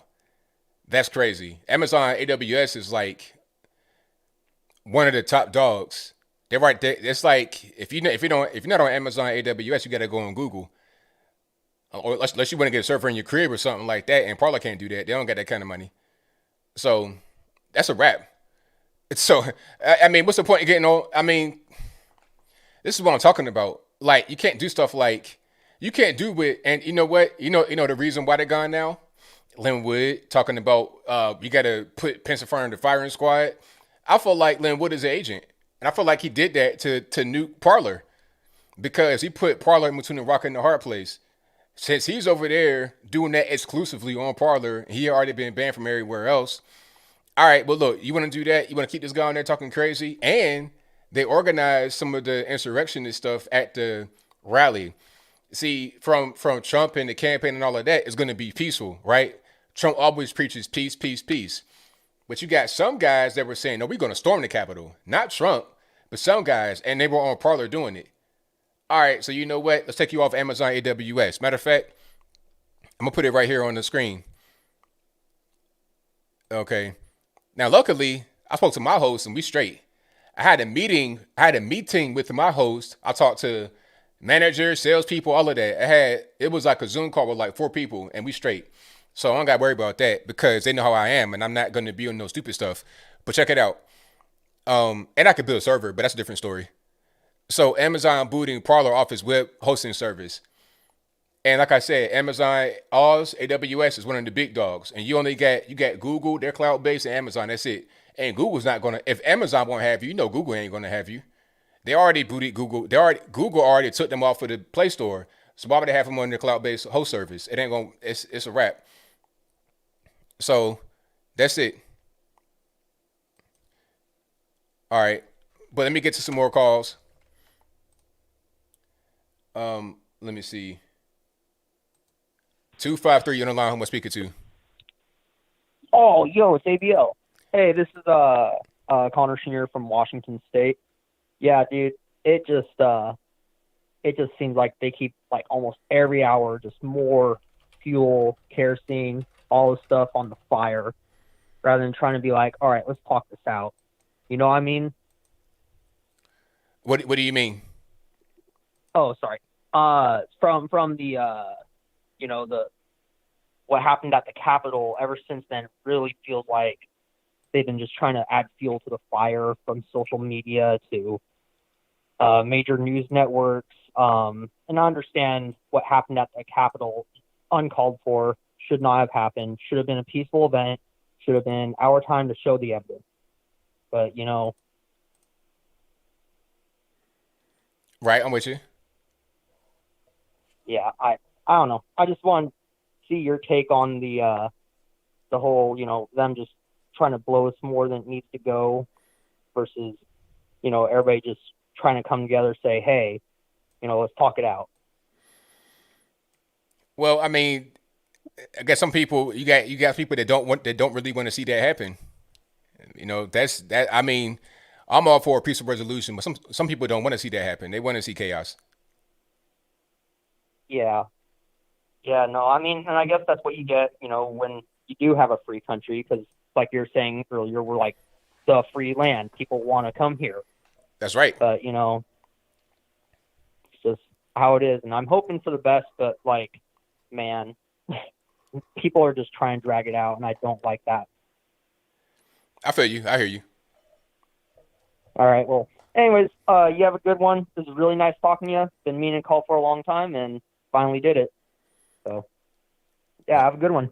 Thank you for the call, man. Definitely appreciate you. No problem. Somebody in the comments said that they think that I'm okay with suppression. Nah, I don't think that suppression is good. I don't think it's good to have censorship.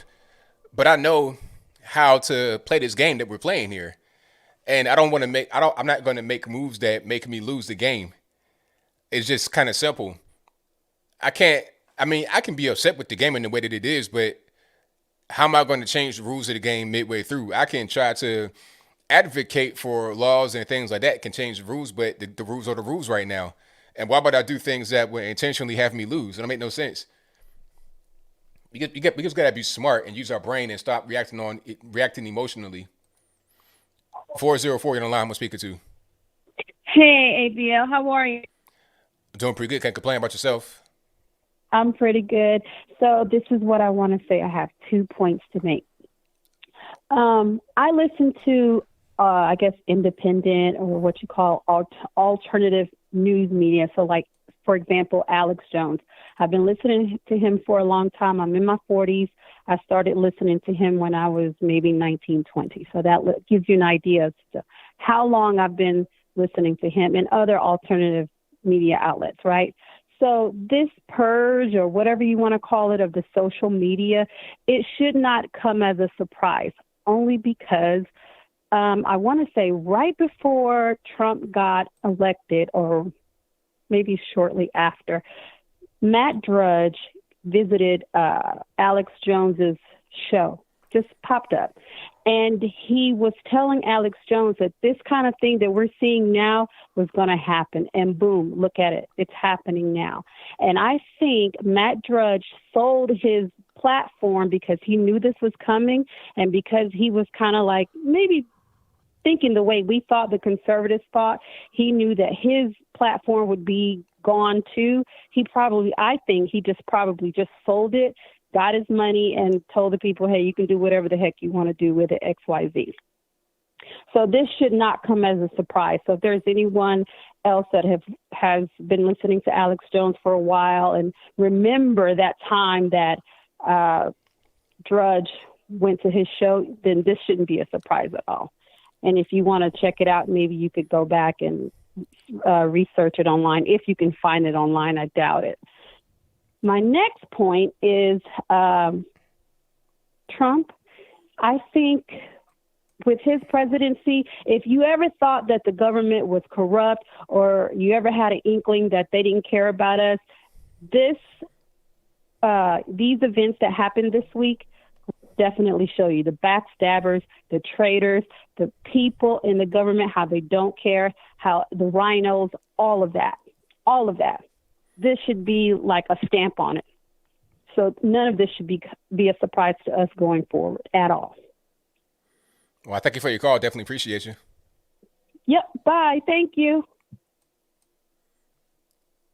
All right, let's get some more calls here. The calls are coming in fast and furious, so if you can't get on, just keep trying. 678, you're on the line. Who am I speaking to? Hey, what's good, man? This Preston. How you doing? Everything good, man. What's happening with you? Hey, man, I just wanted to highlight you, man, that, like, I've been thinking about, a lot of the events that have, transpired and whatnot. But the one thing that I do want to say is that, to me personally, it makes zero sense that the day that, all of the election stuff that was supposed to get talked about would even come out on the floor, that's when it would get disrupted. And that goes against a quote-unquote Trump supporter's interest. Yes. You know what I'm saying? Like, that only benefits one side. You know what I mean? I know a lot of people don't see that because a lot of people aren't aware of that. You know what I'm saying? But it's like, I think that's more obvious than anything that there's something else behind it. And so it's like, the narrative that we're taking right now, bro, it's kind of sickening, man. You know what I'm saying? Like, because like this would be a false flag, bro. Oh, all day long. Yeah, because I feel like that's not us. Because like I said before, I've been a lot of different Trump rallies all over the country, and there's always peace, there's always love, there's never no violence ever. It's always good. So it's a family friendly. People got the kids there and everything, so it's never any kind of problems until now. And then people on our side are claiming it like it's ours, but at the same time, we're saying it's people on the outside in it. So if people on the outside like Antifa and stuff like that, if they're in it, and one guy, matter of fact, he got arrested. A BLM dude got arrested for being at the Capitol doing stuff. A well-known guy that's going to be in there trolling. So if we know that, then we can't say, oh, we're proud of it. Nah, we got to know that outsiders came in and disrupted something that shit never happened. Exactly, and I feel that it's very clear because if any, I don't, obviously I think some people don't understand the timeline of which it happened, but like the sessions had just broken out where they were just started. They weren't even really 15 minutes into it. You know what I'm saying? Like nothing had really got laid out. Like so that makes zero sense, man. Because I can see if it's after the fact that they didn't do anything, but then the other thing that clued me in is okay, they came back in real late at night, right? Well, not super late, but they came back super late to restart the session when everybody, they had shut the city down or whatever. But then everybody's tune changed. You know what I mean? It was the perfect excuse for everybody to have a tune change. Like, for example, I'm in Georgia, right? I didn't realize Kelly Loeffler. I didn't realize she was the signature that Georgia needed from the senator just to bring up the Georgia stuff, just so they could talk about it. You know what I'm saying? There's some stuff in Georgia that needed to be talked about. It's not saying it would shift the election, but it needed to be expressed and it needed to be laid out. You know what I mean? That there's some fishy stuff going on, right? But after the thing, she was one of the people that pulled back the signature, which prevented Georgia from even being talked about. You know what I'm saying? And so it's like, she just lost the election. She has nothing to lose. So it kind of clued me in that there's something else that happened with that. And then, everybody comes with it's a shame, it's a sad day and all this other stuff. But it's like, we just got played. You know what I'm saying? And so it's like, as long as people are aware of that or even just thinking about this stuff, that's really all I'm trying to say. Because, I feel like the way the news is pushing stuff, like we take on this narrative, we should feel bad for Congress. No, we shouldn't, man. Like technically there's people doing bad right now and they're sitting here letting people be in bad conditions, bro. These people are not our friends. You know what I'm saying? Like I mean, nothing bad happened to them, but I'm saying like that like the way that they're posing it is sickening when you look at the other way, like when, there's another side, like when you have the Black Lives Matter and stuff, like you're going to say that's okay, but this other one is bad. You know what I mean? Like we're getting into dangerous rhetoric. You know what I'm saying? It's basically how I see it right now. Right, man. Make a lot of sense to me. Absolutely, man. Thank you for your call. Definitely appreciate you. Hey, man. Appreciate you, man. Have a good one. Same to you. Peace. It makes a lot of sense. Okay, they're going to disrupt it right in the beginning because there was a lot of good talks that were being given, a lot of good dissents to the whole election. I mean, Rand Paul was going to give one. It was a lot of good things that were being said, and they were just in the very beginning. It's like, why would they cut them off right now? Like, you're not even giving them the chance to do what they were there to do. So what would be the point of doing that at that moment? Now, if you want to do something crazy afterwards, when you feel like there's no other alternative, then that might make more sense.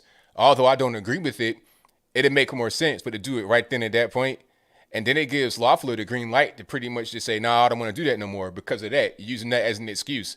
Yeah, that's a really good take. So shout out to him. 845, you're on the line. Who am I speaking to? Hey, ABL. E503. What's going on? Everything's good, man. What's happening? Yeah, I just want to know, do you think it's reasonable for Amazon to ban Parler? Nah, I don't think it's a good thing, but I saw it coming. So do you think they're guilty by association for the Linwood thing? Well, that's how Amazon's going to see it. Now, if you're asking for my opinion, I think that you should be able to have. I think that you should be able to have content online as long as it's not illegal. As long as you're not breaking actual laws that are on the books, then you should be able to have it. You can agree with it, disagree with it, but it should be legal. Now, what Linwood did, I'm not really sure if you can say that that's legal. I mean, threatening a sitting vice president, it might not be legal. depending on how the court sees what he put on Parler. But that's a different story. I think Right. Well, I think that was Linwood going to. didn't own Parler, right? You said what now? Linwood didn't own Parler, right? Wait, no, he doesn't own it. So I'm saying Parler's guilty by association. That's why Amazon's taking it down, right? Well, okay. Here's my opinion, and then I'm gonna get to what Amazon is doing. My opinion is you should be able to say what you want as long as you're not breaking no laws online. Now, if what Linwood did was break laws online, then that's going to be a problem. Now, how does the legal system handle it? They may approach Parler if they don't do things to take action to remove it. So if they don't take action against them, wait, hold on. Let me just finish it up, and then I get to the next part. If they don't take action to remove it, and they know what's up there, and they just kind of letting it linger, then they could be liable, depending upon what the law says. Linwood himself can be liable. Hold on, let me just. Once I'm done, once I'm done, I'll let you know. If Linwood says it himself, then he could be liable because it came straight from him. All right, now getting to what Amazon says, they're looking at like, hey, you guys had guys that were organizing the protests at the Capitol, and a lot of people died, and you got this guy here talking about, killing the vice president. So check it out. We're going to go ahead and take you off because you are damaging to our bottom line, and you're doing something that could be illegal. So you violating terms of service, you're violating our bottom line. That could be the reason why they took him off. So is this some kind of backwater, like 230 policy where Parler gets taken down for the same kind of stuff that's posted on Twitter, it's posted on Facebook, especially when you consider like, the leaders of, Al-Qaeda and stuff posting all that murder, kill stuff. Oh, yeah. Of course it's hypocritical. Of course. Yes. But see, the problem, the issue is, the issue is that that's not going to affect Twitter's bottom line. Because I said both, right? No, I understand. I'm saying legally, though, when you start to look at that 230 policy, you start to see that these private companies are going to start going after these other private companies and block them on that, either you're a provider or you're a, whatever in your newspaper. You can see that it's gone both ways here. On the right side, you see that they're banning and blocking and knocking people off. Are they not protected by 230 or what's the deal? Well, apparently not. Right. All right, let me ask you one more question, though. Do you think Trump's guilty by association because all those people ran up in the Capitol? I mean, my opinion, I don't think so. But that's not, my opinion is irrelevant. Because we're talking about we're talking about mainstream media, social media, the government. We're talking about all these institutions that are against them. And even the politicians on the right are against them. Just that you can't. What are you going to do? You're going to have a small group of people that think that it's not his fault. It's not going to make a difference when the majority are against you. So it's not even important. Yeah, I'm just saying that I think that's going to come wrap around on you too. I think people are going to find you guilty of associating with us. I mean, they might, that's fine. But I mean, if people want to do that, then I'll do it at that time. I'm not really worried about nothing. I got faith that I'll be fine because I don't condone any kind of nonsense, and I've been fine thus far. But if something happens, then it happens. But I don't put that on myself like, oh, I'm gonna be, they're gonna get me next. I don't live my life in fear like that. No, I understand. I'll see you on MIRC though. All right, man. Have a good one, dude. Thank you for the call, man. Definitely appreciate you. Take it easy. Hey, did you ever look into that EROI thing I told you about? I don't remember, man. I have to get back to you on that. All right, yeah, I told you look into declining EROI, and you said you would. I was wondering if you did. I can't even remember right now, but I'll get back to you on that. Thank you for the call. All right, take it easy. All righty. Let's get to some more on the Skypes. Matter of fact, let's get to some more of these. All right, call you online. We're speaking to 657. 657, hello. Going once, going twice. Got to get the bomber phone together, put some minutes on it, tighten it up a little bit here. 305 on the line, I'm speaking to. ABL, how you doing, my friend? Everything's good, man. Can't complain. How about yourself? Good, man. I want to bring this to the table for everybody that's here, listening to all of us tonight. One of the things that I sat back and I watched that really, really put me to think. So we knew that this election was going to be heavily contested. Therefore, the GOP had poll watchers. So let's put aside all the conspiracies and everything else that happened. Where was the GOP when people that were doing the poll watching were saying that they could not do their job? What's your thought about that?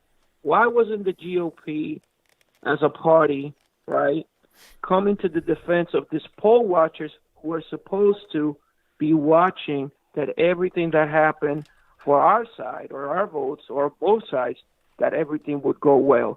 So what is your view on that particular situation? On the poll watchers? Yeah. I don't know a lot about it. Poll watchers that came forward in Pennsylvania and I think it was Michigan and a bunch of different places came forward and said, look, we were trying to watch and they kept us far away, or they were like covering up, certain sections and stuff like that. I'm saying this because I sat down, I watched, when they were doing when Giuliani was going through all the different states and the poll watchers would come forward with their affidavits and they were talking about that. And I never saw the GOP in general, I'm saying, like from the top to the bottom, I really didn't see anybody concerned about that. And they brought those concerns forward. So when they're putting affidavits forward of what happened during the election, when they were trying to watch the counting of the ballots, and they read the release that they said, again, this didn't come from Giuliani himself. I'm just saying the different people that I watched. So my thing is, I think a lot of people are thinking, like, when we go vote, we want our vote to be counted. So if we have the poll watchers or the GOP poll watchers complaining that they were not allowed to do their job or that they saw a lot of irregularities, nobody was really taking them seriously, that's concerning, because then people are going to be like, well, why am I going to vote? If the people that are supposed to like watch our votes or all of the votes are saying that they couldn't do their job. So that's my first question to you. What is your thought on that particular subject going forward? Where if we again have another election, well, I got to answer your question. I got to answer your question. Like I got to answer your question here. So as far as the poll watchers, I mean. Mm-hmm. I don't really know. I think that what I was saying from the beginning is that we need to do more of an investigation. I feel like the investigation they did was kind of, pretty slim to none, to say the least. If it took 3 years for the whole Russiagate thing to play out, 3 years, $40 million, 500 subpoenas, maybe we could take a little bit more than a week or two to look into the election. So I think there should be a greater investigation put forward, but I'm not really sure what the GOP can do to help in that. I don't know how that actually operates. No, I just thought that the actual party itself was going to come forward and bring, those grievances in terms of their own poll watchers that were supposed to watch the side of what happened during the voting. Obviously, we all know about the mailing ballots and the changes they did because of COVID. Well, I'll tell you one thing, though. They were trying to come through with some grievances at the Capitol, but then that got interrupted. Oh, you're talking about that, They were trying to come through with some grievances. They were trying to lay out the reasons why this whole thing is kind of fishy. You should have an investigation, all of that. But then when the Capitol happened, now you can't even do that, because you just nobody's going to care anymore, because now the focus is shifted to the event that happened. I feel like the earlier caller said, that might have been kind of a psyop just to make that be the focus rather than trying to challenge the election. There's another angle, because I'm actually from Puerto Rico. I obviously live in the United States, but Puerto Rico had, on that same day when we had the elections, they also had their own elections. And out of Puerto Rico, they also had similar situations that we had over here, meaning that the voting machines were like stopped and whatever, and it came out on the news. And they kept on, everybody could search this out. They kept on trying to count and find out who was the governor. At the end of the day, the guy that got elected under the same circumstances. Like, it was kind of like they had to check everything out. They had the same situations with the voting. And I think that the lady that runs, she's basically our representative here in the United States Congress.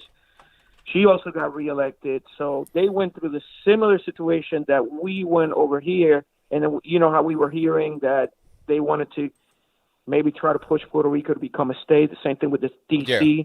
So it seems to me like at the end of the day, all these irregularities happen, and now Puerto Rico has a governor that's looking to obviously he's in the same party as the Democrats. Everything's like lined up. So to me, when I looked at it all up, I said, wow, everything's like lining up in a certain way, and they're not allowing people to bring up all the grievances that I said before. So it just looked to me and I had a feeling like they had it all like put together in such a way. Why Puerto Rico is having the same issues. They had their machine stop counting in the middle of the night. I'm with you. And then the same thing happened. They dropped it. So, I think going forward, a lot of our people in the conservative side, I think they when they go vote, they want to feel that their vote is counted. Obviously, they don't want to be voting anymore for people that they vote for, and then they're not going to stand up for the things that they believe in, right? Right, no doubt. I'm going to cut you off with it. Thank you for your call, man. I definitely appreciate you. Thank you, my friend. All right, now. Okay. Thank you. All right, shout out to the caller. Let's get to a few more here. Let's go. Foremost, have you on the line I'm speaking to. Hi, Mr. Logan. Yes. Hey, how you doing? I'm doing all right. How about yourself? Doing fantastic. I have followed you for a while, Mr. Logan, and I think you're wonderful, the things that you talk about. I just wanted to ask you, how do you dictate who you trust? That's a pretty deep question. I mean, can we get a little bit more refined with the question? Like, what's the context of that? Well, I mean, specifically media, I mean, I see you on media, I mean, we could go through mainstream media and we, hear CNN and everyone else and Fox News even, and we catch them in deceit. And to a certain point, we ask, I mean, I see other conservatives, they've been taken down from YouTube. I see you still on here. And I just wonder, how do we kind of dictate who we trust, like yourself? I mean, everything that you say sounds awesome, but I mean, to a certain point, going into 2021, what do you think is the key thing that we should look for to find credible information? That's a good question. I'll say the best thing is you got to fact check people. And I always tell people when I do my videos, it's like, okay, if you don't believe me, if you want to see more, fact check me. Do your own research. I got links in the box if you want to see those. If you want to do your own research, do that. Just fact check me. And I think once you do that and you see the person telling the truth, they're being honest, they're not putting a weird spin on it, I think you could trust that. That's the best way, just from trial and error, really. And sometimes have a little bit of discernment, a little bit just, you see somebody and they seem genuine, maybe you could follow them and follow a variety of different sources. And then, just over time, you can just fact check, go back and say, oh, they were right about that. They were right about this. That's probably the best way to go about it. Yeah, and I definitely think following you, I think you are credible. I mean, I haven't seen, I haven't anything to pick with you, but at a certain point, it just seems like there's a lot of conservatives that are being,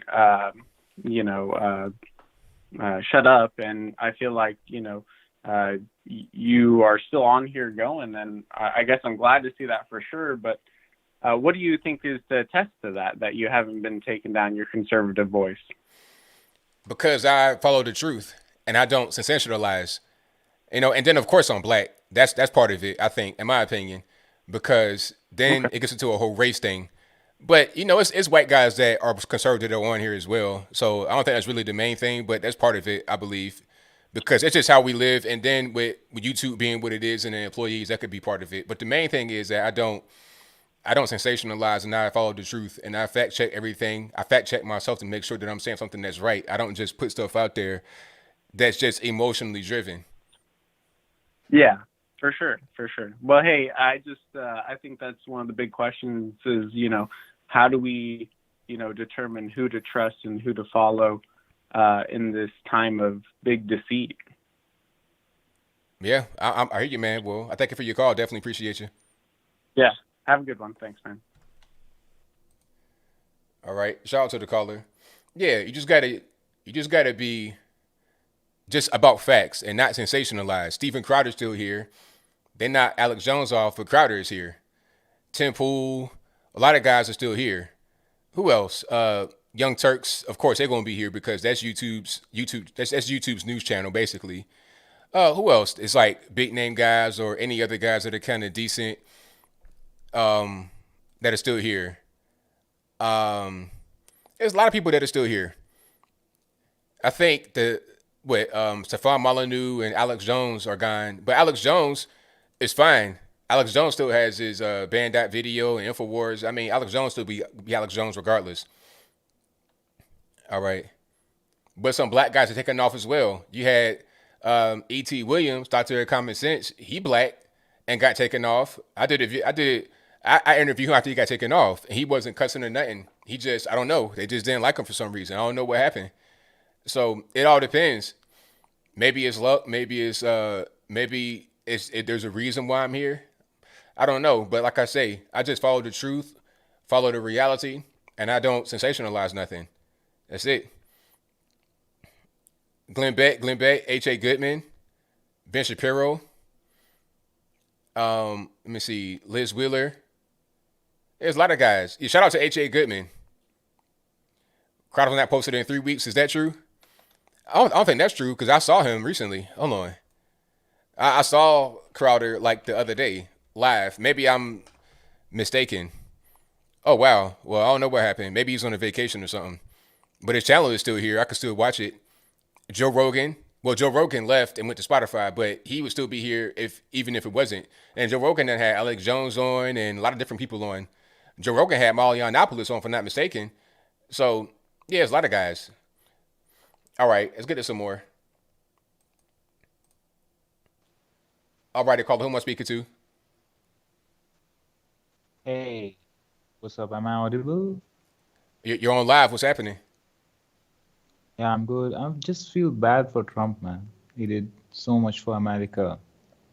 And he's like, I think, the most patriotic president you had.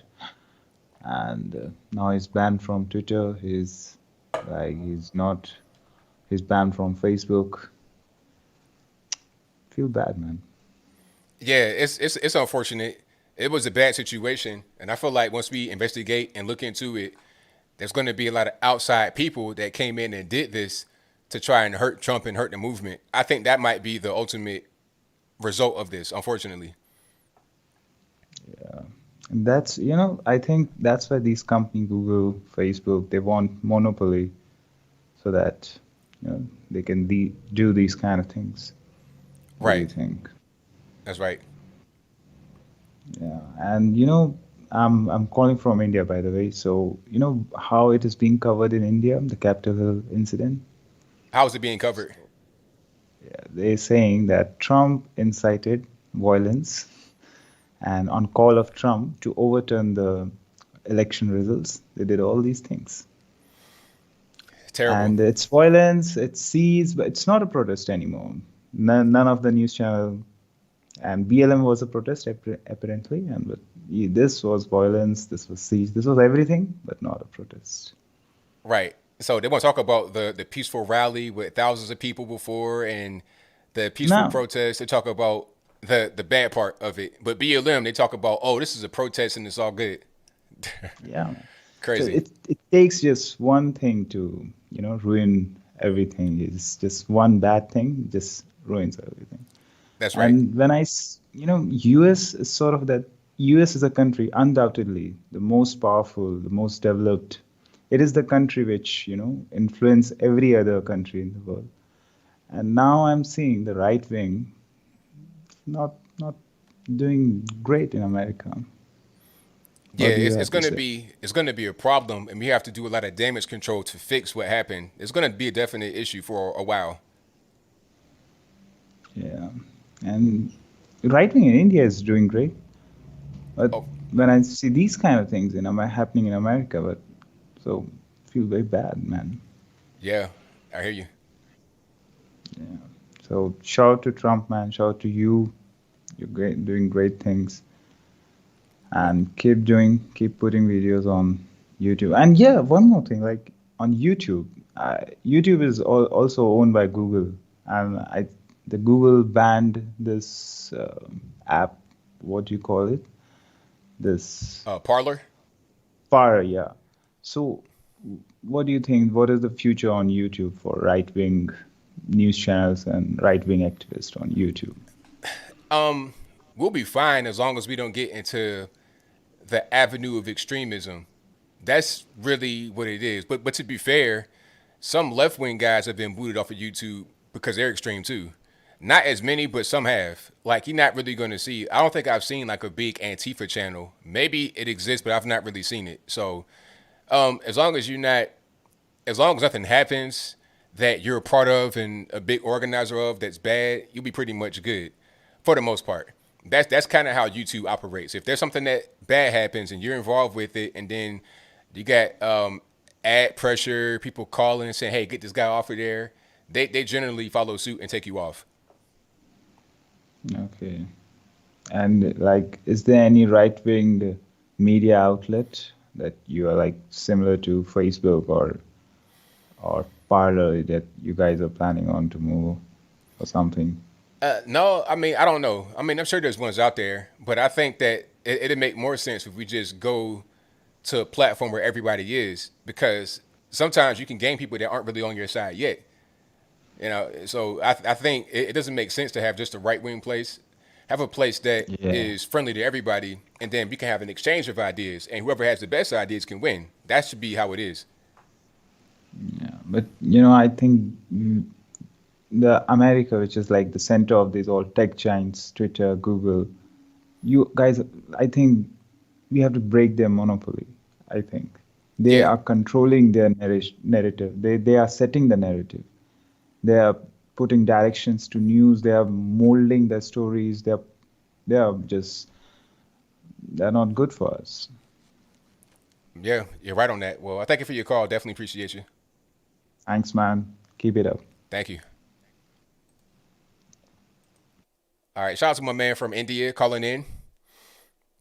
We international. We got calls from all over the world, and I appreciate all you guys for being here. And if you're not subscribed to the channel, I don't know what you're waiting on. Go ahead and subscribe right now. And while you're at it, click the bell so you can get notified whenever I go live and or post a new video. All right, Sariq, what's happening? Hey, ABL, what's going on, bro? Man, I 100% agree with you, man. This protest was very unproductive, man. And I like to ask those conservatives who protested out there, what did you plan to achieve? Since when did a protest stop an election from happening? And, a lot of these conservatives who are just like, you need a ride for the Patriots. You need to be on the front line. You see, you are speaking out of emotion. You're not being logical. That's why you fail. That's why you lose the propaganda war. You see, intelligent people know that you don't have the media on your side. You don't have the Democrats on your side. You don't even have the Republicans on your side. You have nobody on your side. Okay? So they look for you to be dumb like this. It's like, I swear, ABL, the media is acting like this is the worst thing that happened in America, but I swear to God, behind the scenes, they are cheering. They're like, yes, finally, we finally got Trump and his supporters doing something stupid. Yes, now we're going to run this. We're going to run this all the way until the wheels fall off. We're going to tarnish Trump's name. We're going to make any Republican who even seeks Trump's endorsement as toxic. And I'm sorry, this was a bad way for Trump to go down with this protest, because I'm just like, it wasn't even, just destroying stuff in the national stage. It's just silly to me. And, a lot of conservatives can't see this because they're operating out of emotion. You got to be intelligent in these times. What I would recommend conservatives doing is like what you said, create people. If you want people on the MAGA brand, let's say you have a MAGA party, only support people who have MAGA ideas for Congress. That's what you do, and fund these people. Fund them, back them, and send them to Congress and primary these traitorous Republicans. That's how you do it. But you don't protest. You're not Black Lives Matter, okay? They get support, okay, because they got the liberal media and the tech companies behind them. So yes, there is going to be a double standard. Yes, I see the double standard because it's kind of retarded that when you burn down businesses and buildings and then you have left-wing politicians egging it on, there is no type of recourse. But then when you actually go to the congressmen and women who apparently liberals complain about, who's setting all these corrupt laws, now everyone want to come up in arms and lock arms and defend, including liberals. And what I don't even understand, ABL, is about black folks, man, because you would think black folks would support this. You know what I'm saying? You would think as much as they talk about white supremacy all day, 24/7, nonstop, you would think that they would say, well, God dang, at least they're attacking those white folks who make all these corrupt laws, racist laws, or whatever. You would think that. But apparently, black liberals now support the police state. Apparently, now black liberals want the protection of the congressmen who keep screwing them over. The same Democrats who takes their vote every year and then does nothing for them. Who Joe Biden told them, listen, talk to the Latinos because they're going to be the majority. You know how disrespectful that was to say, hey, talk to them. I'm out of here, but thanks for your vote. Like such disrespect. And black people's emotions, man, because the thing is, we are a loud group of people, sadly, and we are like a block vote. We all vote in a block. So whatever the liberals do, black people are partially responsible for it because we 99% throw our weight on it, and we're so loud about it. So our emotions is being used to push censorship, and sadly, a lot of our people are so emotional they can't see it. If they can censor Donald Trump like this, what do you think is going to happen to you? Let's say if you're an outspoken African American and you see a problem in your community and you got the perfect solution for it, but it runs counter to whatever liberals or whatever the left-wing tech media thinks, they can just silence you. They can, and it don't even matter about if you're a black, if you're a woman, if you're gay.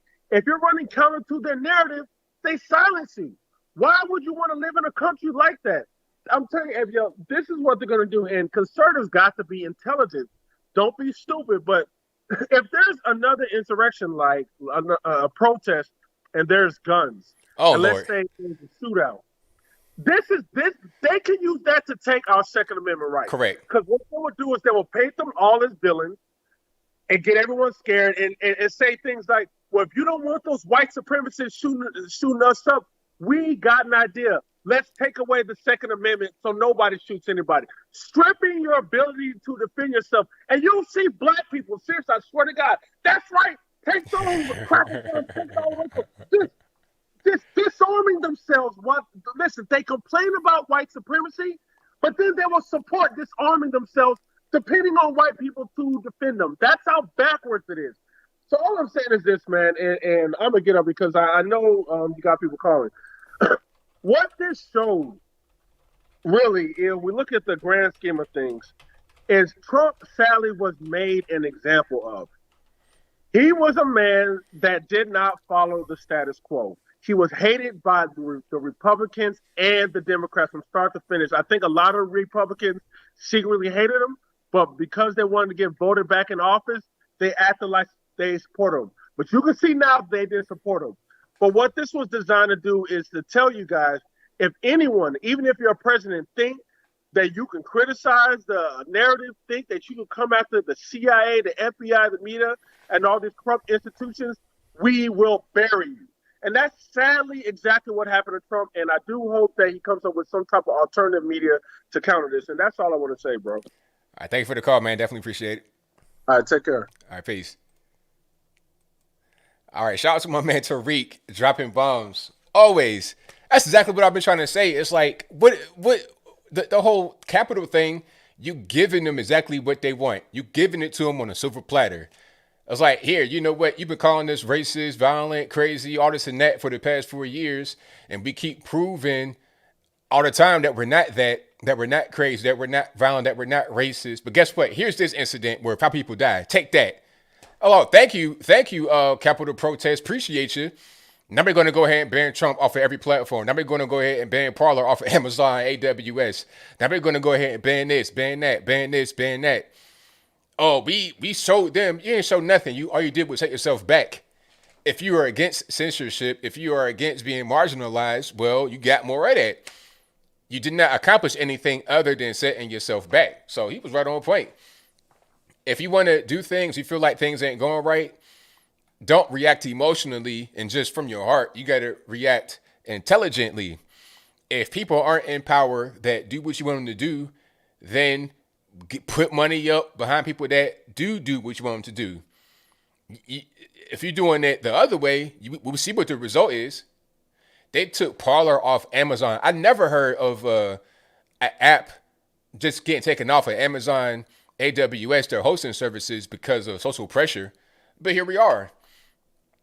Here we are because the way the tech giants work is that they are pretty much in one area. And if they're not in one area, which they are really over in the left coast, they follow each other. So if Facebook does something, then Twitter's got to do it. Then YouTube's got to do it. Then Reddit's got to do it. Then Twitch got to do it. And everybody else, Instagram, because it's also Facebook, they all got to do it. Pinterest got to do it. That's how it works. If Trump's gone off of every platform, I mean, I'm not worried about being censored. But if I am, then the Capitol most certainly didn't help my efforts to not be censored. But hey, it is what it is. Let's get to the next call. 781, you're on the line. Who am I speaking to? Hey, what's up, Anthony? Ain't not too much, man. What's happening? Hey, no, I just wanted to talk to you about Capitol Hill. All right, talk about it. I don't know if you had anybody on your show who was actually there. Have you? I'm not sure. If they did, then I don't know about it. So, were you there? Yes, I was. All right. So, what's on your mind? So I just wanted to talk about the timeline of events and how that's being used to kind of paint everybody who was at the protest as a stormer or someone who stormed the Capitol. From what I can surmise, the majority of people arrived around 2:15 on the opposite side, and this is important, the opposite side of the building, all right? And all the footage I'm seeing, they're on the other side, storming the barricades, all that stuff. So hold on. Let's pause right quick. So you're saying that, like the crowd that you were with, they came to one side of the building. From the rally. I went to the rally, and I walked over with the crowd. So okay, there was a rally that Trump spoke at, and then from the rally, that crowd went to the Capitol, and they were on one side of the building. Mm-hmm. But the people that were rushing, which I believe, huh? Oh, go ahead. Sorry. I believe it's like a mile away. So that's what I'm trying to say. So okay, there's some time between. I'm gonna finish, then you can jump in. So go ahead. You're at the crowd. You're at the rally where Trump spoke, and then from there, it's like a mile walk from that place where Trump spoke down to the Capitol, and you're on one side of the building, and then on the other side of the building, that's where all the stuff was going down. Correct? That's what I'm trying to say. Yeah, because when you look at the footage of what's going on, people are climbing that wall. That wall is not on the other side. The other side is staircases. So what I'm trying to say is like that supposedly happened around 2. I believe Trump ended his speech maybe like 1:30-ish. And then I personally got to the actual building and saw what was happening at around 2:15, let's say, or 2:20. So I'm wondering, how did these people know that all this was happening? How did they know, that to go to Capitol Hill? Because from what I understand, people only learn that from the speech. We didn't know that. We just said come on January 6th, right? Mm-hmm. So how did they know to be on the other side of the building and do that? That's a good question. Very Have good you question. thought about that? I mean, that's a very good question. I don't know, but you know what? I will say that people are coming out, like that guy Ali and others. They're saying that they organized the siege, I suppose, or the swarming of it. So people are coming out that said that they organized it. Because a lot of people knew. I mean, there's a couple of independent journalists that got in there. I personally, I did not go in the building, but when I was there around 2:30, I want to say they were letting people in, and people got into the hallway, and they got gassed out, but the cops opened the doors They were letting people in even after, and that would have been around the time this girl got killed. That's what I'm trying to say. Okay. So it's like, and we didn't. Here's another big part of this. We didn't have cell phone coverage. I had no cell phone coverage for like the entire, let's say, until 5 o'clock. That's when I started getting on Instagram and everything. But I would get like a little spotty coverage, upload a picture maybe after like an hour waiting. Couldn't get on live. Got on for like 5 minutes maybe. And there was no coverage, so no one was getting the news, is what I'm trying to say. So like when nobody knew that girl was getting killed or got killed. So then we started hearing those smatterings. And then there was a second wave of people that were trying to get in. It's 2 separate occasions. There's the people that did that, and all that happened, and then we heard about what happened. People got upset and wanted to come in. So we weren't getting all this information that the media is saying. There was no cell phone coverage, from what I understand. Oh, you know what? And I was figuring that was going on. I figured there was miscommunication or a communication gap because, you got all people down there with no cell phone coverage. They can't really know what's happening, at a particular point because they can't see it and they're not being told. So I figured that was going on. Yep. Yeah. So it's like even the thing with Pence, like the news about Pence, that came out as we were walking. Nobody knew that he had written that letter. That's another thing. Why did he write a letter? And we didn't even get to the rejections. You said that earlier. They didn't even get to the rejections by the time the storming happened, whatever you want to call it. So we had the letter conveniently, right? So, and then that comes out as we're walking there. It's just it seems orchestrated in a certain way, doesn't it? Oh, definitely. I think that once we look into it, we're going to see that there was some orchestration going on, and it might be a lot deeper than what we even think right now. Absolutely. I just want to get one more thing, if you can let me get it out. There's a lot of doxing going on right now. Yeah, I've been hearing about that. You have to look at who's on these lists and compare them to who was actually wanted by the FBI. There's a lot of people just are getting blamed for being at Capitol Hill and documenting and taking pictures who were not part of any of these, crimes, essentially is what they are. So it's like we have to look at that and not blame all the people that were there as like one group, because that was not the case. And it was also a very diverse group. I've never seen more international people. Obviously, there was different races there. I mean, you can't say there was a lot of black people there because that's just the way Republicans. That's how it skews now. But there was every race there, and it was an amazing experience. It was all positive until basically we found out the news of the girl getting killed. We a lot of us did not even know what had happened just prior to us arriving. That's really all I wanted to say. And ABL, I love your work. You're doing a great job, man. I follow you, all the time. So keep it up. Thank you for the call, man. Definitely appreciate you. All right. Thanks, man. That was a very good call. So basically, he's like, look, okay, there was maybe at least 2 different groups.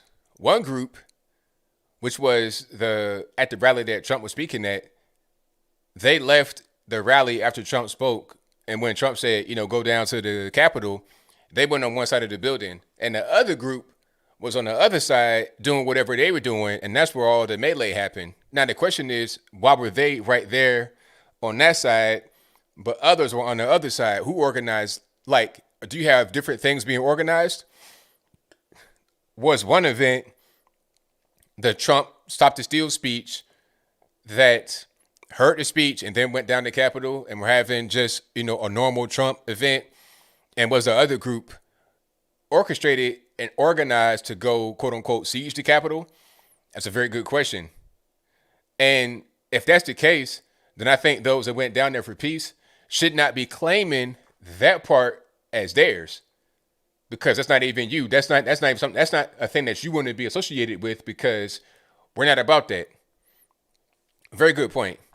And the doxing, yeah, it's like anybody that went down there, people are trying to identify them, trying to get their name and their address and where they work and trying to get them fired.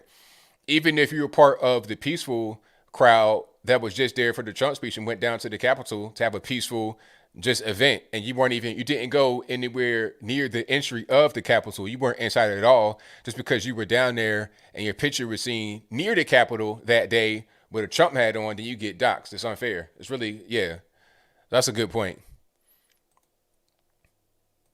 Down there All righty, caller. Who am I speaking to? Skype caller. Hakeem. All righty, man. What's going on? Hey, Anthony. I'm actually watching your show live. I've seen it a couple of times. I just wanted to see if I can get in here, get a call on. Oh, you're live on the air right now, man. What's going on? Yeah, I just had a question as far as like where do we go from here? Like, you think the Republican Party is gonna like rebuild, or we're gonna have to create a new party, and how do we distance ourselves from, this chaos that happened at the Capitol? Well, that's very good questions. I think we just got to go forward, and we got to go forward in a positive way. No more of this. The people that are kind of like clinging on to what happened at the Capitol as a positive thing, that's got to stop. That can't really be how we go forward, because that's a non-starter. We see what happened just from that one event. From that one event, we see what's going on. They banning the president from all these platforms. We're taking steps back. We're trying to gain, positive ground and get the public on our side. That's not going to help what happened at the Capitol. So we got to just press forward in a positive way. And as far as starting a new party, I don't think so. I think and before I get into that, you have multiple parties in the United States. You have more than two parties. There's more than Democrat and Republican. You have Independent. You have Green Party, Libertarian, all kind of other parties. They never do well nationally because it's really just yay or nay. And the average person in America thinks left or right, blue or red, Democrat, Republican. What you can do is what the Young Turks did, or with Cenk Uygur and other guys. What they did was set up Justice Democrats and also brand new Congress. And financially, they are behind AOC, Ilhan Omar, Ayanna Pressley, Pramila Jayapal, all these people. Who else? Corey Bush, Jamal Bowman. They're behind them. And their purpose is to be a party within a party. They're all Democrats. They all run as Democrats, but they're also the brand new Congress, Justice Democrats. And their objective is to take the party all the way far to the left. We can do the same thing on our side by getting money together, getting guys and girls in there that will push the party where we want it to go, whether that be more to the right, more to the center, or whatever it is. We can do that. But trying to start a new party and just break away, I think it'll create at best the Ross Perot effect, which just was when George H.W. ran in 1992. Ross Perot had a third party run. All we did was split the vote between Ross Perot and H.W., and that's how Bill Clinton won in 92. So we can have a party within the party to push the party in a different direction. I think that'd be the best way to go forward. But we got to go forward in a positive way. All this trying to, be like BLM and all that, it's not going to work. Yeah, I just feel like it's hard because, now it's like this whole incident is on. Anytime you see Republican or anything like that, everyone's just going to associate it with that. So it's kind of hard, but hopefully you can get there. Yeah, it's going to take time because, people sometimes get impatient. They feel like, okay, we did not have the result we wanted at the, in the election, and we're not getting the results we wanted after the election to make it go the way we want. Therefore, it's all over with, and what are we going to do? We just got to keep pressing forward. This fight that we're in is going to be a never-ending fight. It's going to be, constant. It's going to be constant, person coming in, person coming out. Somebody wins the election, somebody loses. That's how it is. So we just got to keep going forward. It looks kind of bad right now. It looks kind of bleak, but we can't give up. Got to keep pushing forward. All right. Thanks, ABL. The first video I ever saw from you was when, the homeless Trump supporter was assaulted. That was like when I first started getting into you. But I love your show, man, and keep doing what you're doing. Hey, thank you for the call, man. Definitely appreciate you. All right. Thank you. Bye. All right. Shout out to the caller. Yeah, I remember that video, the homeless woman that got assaulted. That was crazy. I mean, that really hit close because I got family that has been like that in that situation, kind of been out in the street. And that was straight from my heart, that video. I'll never forget that video. All right, let's go to the next call. All right, let's go. 770, you're on the line. Who am I speaking to? Hey, Anthony, it's David. How you doing tonight, man? I'm doing all right. Can't complain. About yourself? Pretty good. Hey, I want to touch on what the guy Scott just talking about the Capitol deal. I thought, with people getting killed up there the other day, seemed like I just mopped it up and went right back to work. I mean, I know maybe that's kind of cold to me, It is. It's very cold. But, what are they going to do? Yeah, I get it.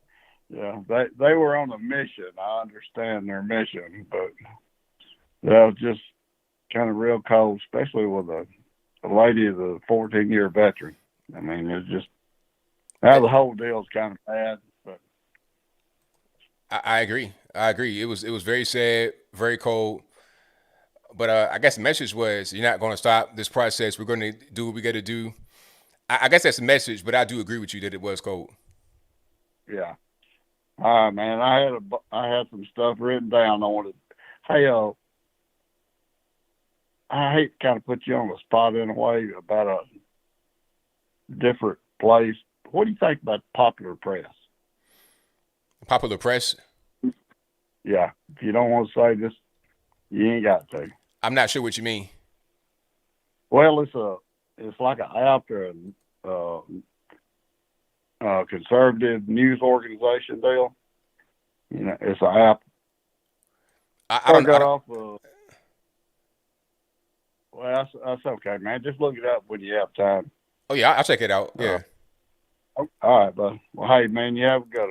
All right, thank you for the call, man. Definitely appreciate it. All right, bud. Bye-bye. All righty. And shout out to all the calls. You guys are fantastic. The number to call is 434-658-1220.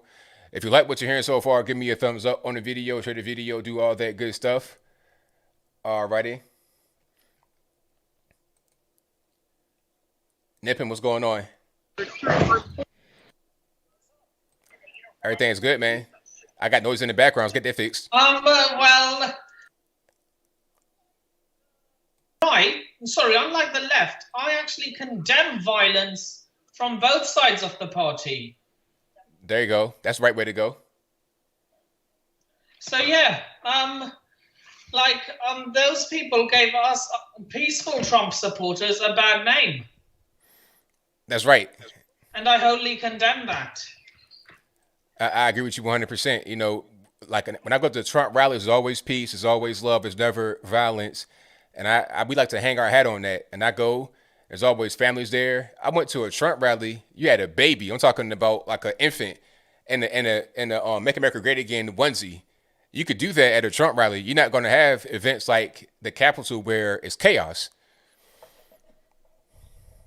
But there was wasn't there oh God, what was the place? Wasn't there an article saying that they were Antifa members disguised as Trump supporters to make us look bad? I've been hearing that. That's something that's been floating around. I've seen articles about that. There was one guy that got arrested from Black Lives Matter. He actually got arrested. His name is out there. His name is John something, but he did get arrested. He's part of BLM, and that's a confirmed thing. He was at the actual protest. I think he might have been inside the place too. Yeah. But yeah, unlike the left, I actually condemn violence, whether it comes from both ends. That's right.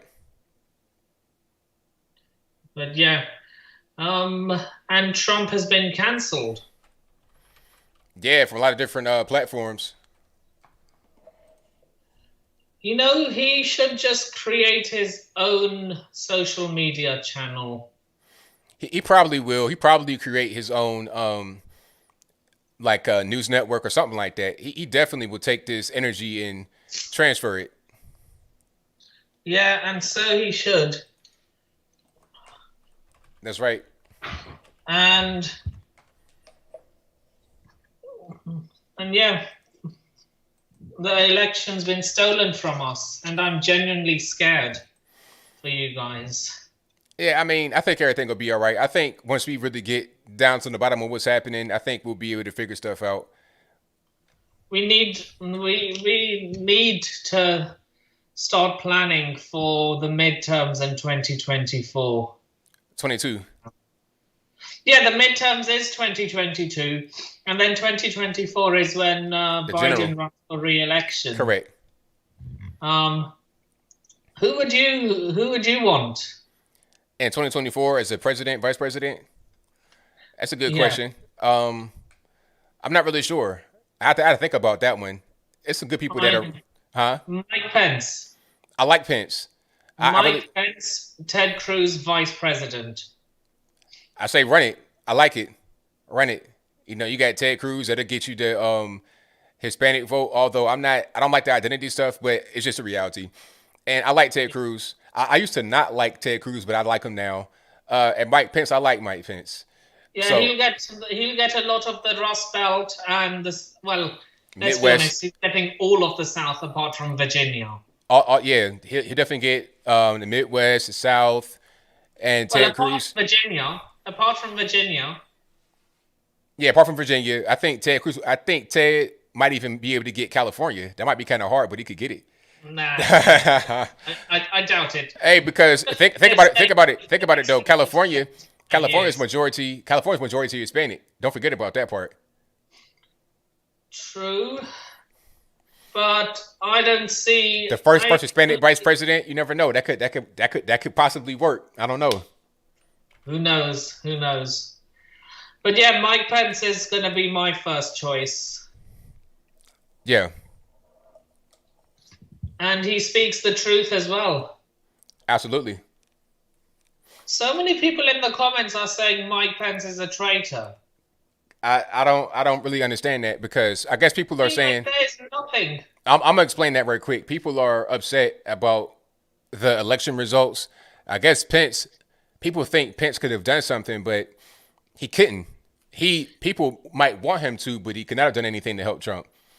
I would like for him to be able to have helped Trump as well, but legally he can't do anything. You know what we need to do? The Democrats have been doing this for the 4 years Trump was in office. I think, I'm not saying riot. I'm not saying, burn stuff up. I think we need to do that thing peacefully, resist. Yeah, it's all about peace. That's the main thing we got to push. If we don't have the peace, then we're going to be. It's not going to work out well for us. Some people think that you have to go to a different direction to get results, but obviously it does not produce positive results by not having peace. But yeah, he's not getting reelected. In fact, I don't see him serving the full term. I think he's going to call it quits in 2-3 years. Yeah, he'll be done. He's pretty much done now. His whole purpose was just to get through the front door, and then once he is saying, okay, I'm gonna go back home to Delaware and just chill in the basement, then it'll be. The scary thing is, America could be lost for the next 12 years. Because think about it, he resigns before his time is up. Kamala Harris becomes the president, because she's the vice president. Then she runs for office in 2020. Say if she gets elected for a full term, and then gets re-elected in 2024. Oh my God, that's. I'm actually genuinely scared for you guys.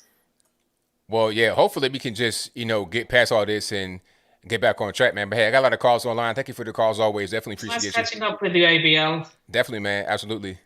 I'll speak to you on Thursday. Yeah, Thursday your time, Wednesday my time. I got you, boss. Peace. All right. Shout out to my man Nippin for the call. Most certainly appreciate him. Somebody said I took my Trump hat off the day after the election. I don't know if you've been watching my channel for the past 2 years, but I've been wearing my own merch since then. These are my hats and my flags. This is stuff I sell. My Black Voices for Trump hat is right there, where it's been for like the past, I don't know how long. The Black Voices for Trump, and then my MAGA hat's right there. But these are my hats that I sell on my website. So I've been wearing these. This is my own merchandise. Okay. So, I mean, let's just, stop with the nonsense a little bit. Let's get to some more calls. All right, call you online. I'm speaking to 407. Hey, man. What's going on? Who am I speaking to? Hey. ABL, man. Nice to hear from you. I'm about to talk to you. All righty, man. What's going on? Hey, man. First of all, real quick, sorry about your dad. I heard about that, and I'm really sorry about that. Hopefully everything, you're getting better and better about that, and God bless you. Hope, things get better. Oh, thank you, man. I appreciate it. No problem. Hey, so let's talk about Mike Pence a little bit. Um, I don't know. It's a little bit controversial, I guess, right now. I'm not sure why you would think he would be a good candidate, but why not? Mainly, yeah, just want to talk to you about the future of the party and how is it possible to have any faith in the Republican Party moving on, and not believing that maybe a party that's led by somebody like Trump that's independent couldn't be a good alternative. But of course, it would have to happen now. I know what you're saying. There's many independent parties out there, and of course, they're not amount to anything. But if something like a Patriot Party or something like that that's led by Trump, you don't think that it would be a significant I don't know, influence to compete with the corrupted DC government? I mean, the two-party system has obviously failed us. So how would you have even faith of knowing that you can put some of these Republicans out of a job or put anybody in after what happened in November and in the Georgia election? I mean, why would they allow from moving on for any election from now to be for us to actually vote on that and not be just rigged?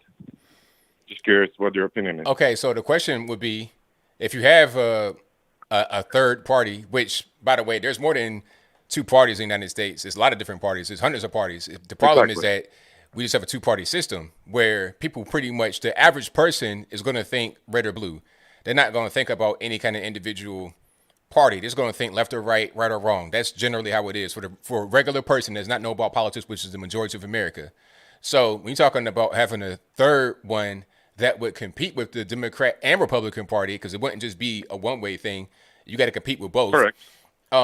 My question would be, who are you going to get to be in it? Because before you answer that question, I'm going to give you this next thing, this anecdote, I suppose. The rapper Puff Daddy, what he did was start his own party right before the election. And what he did was endorse Joe Biden and Kamala Harris. But also in the party, people that he had working were just local Democrats. You understand? So it's like, okay, if you start a party, who are you going to get? Just Republicans? Like, who's going to be in there that's going to be competent and can actually succeed and win? That's not already a Republican. Correct. That would be that is the tricky part. But at the same time, think about, this is not anymore about the Mitt Romneys and the McCains and the, and versus Obama and Hillary, the usual, right?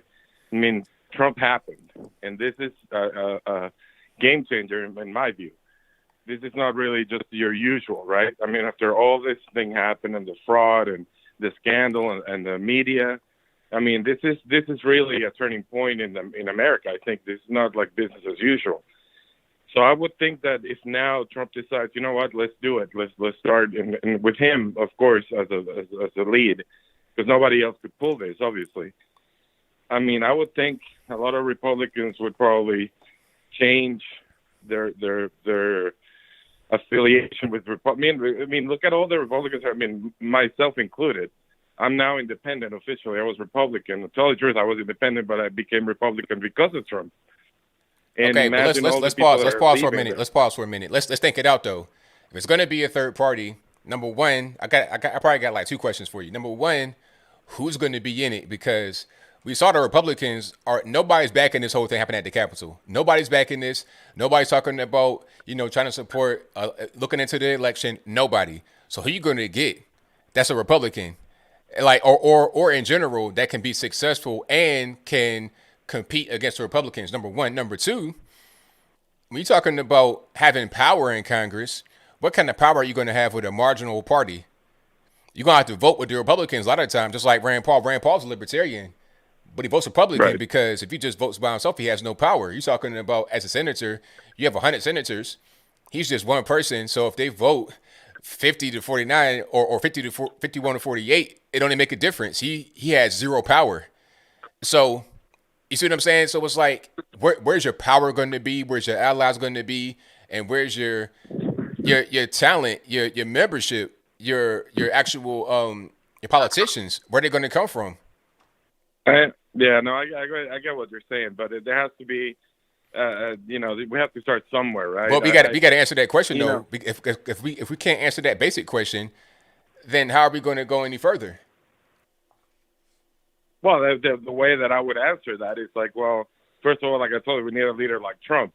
So let's say that he actually has, the plan to actually run again in 2024. I understand that's probably not, maybe not the most feasible thing that would happen, but let's just imagine for a second that he would actually say, okay, I'm going to go back, and, I'm going to try again in 2024, but this time I'm going to be independent. This time I'm going to have my own party with my own people. Let's say that, some of the, Republicans or independent people join him and try to start something. I know what you're saying. But check it out though. But check it out. But see, the thing is, nobody's supporting this. Nobody's supporting this election stuff now at all. Period. So, if you have anybody that joins, how is it going to change? How would that change when they join the new party?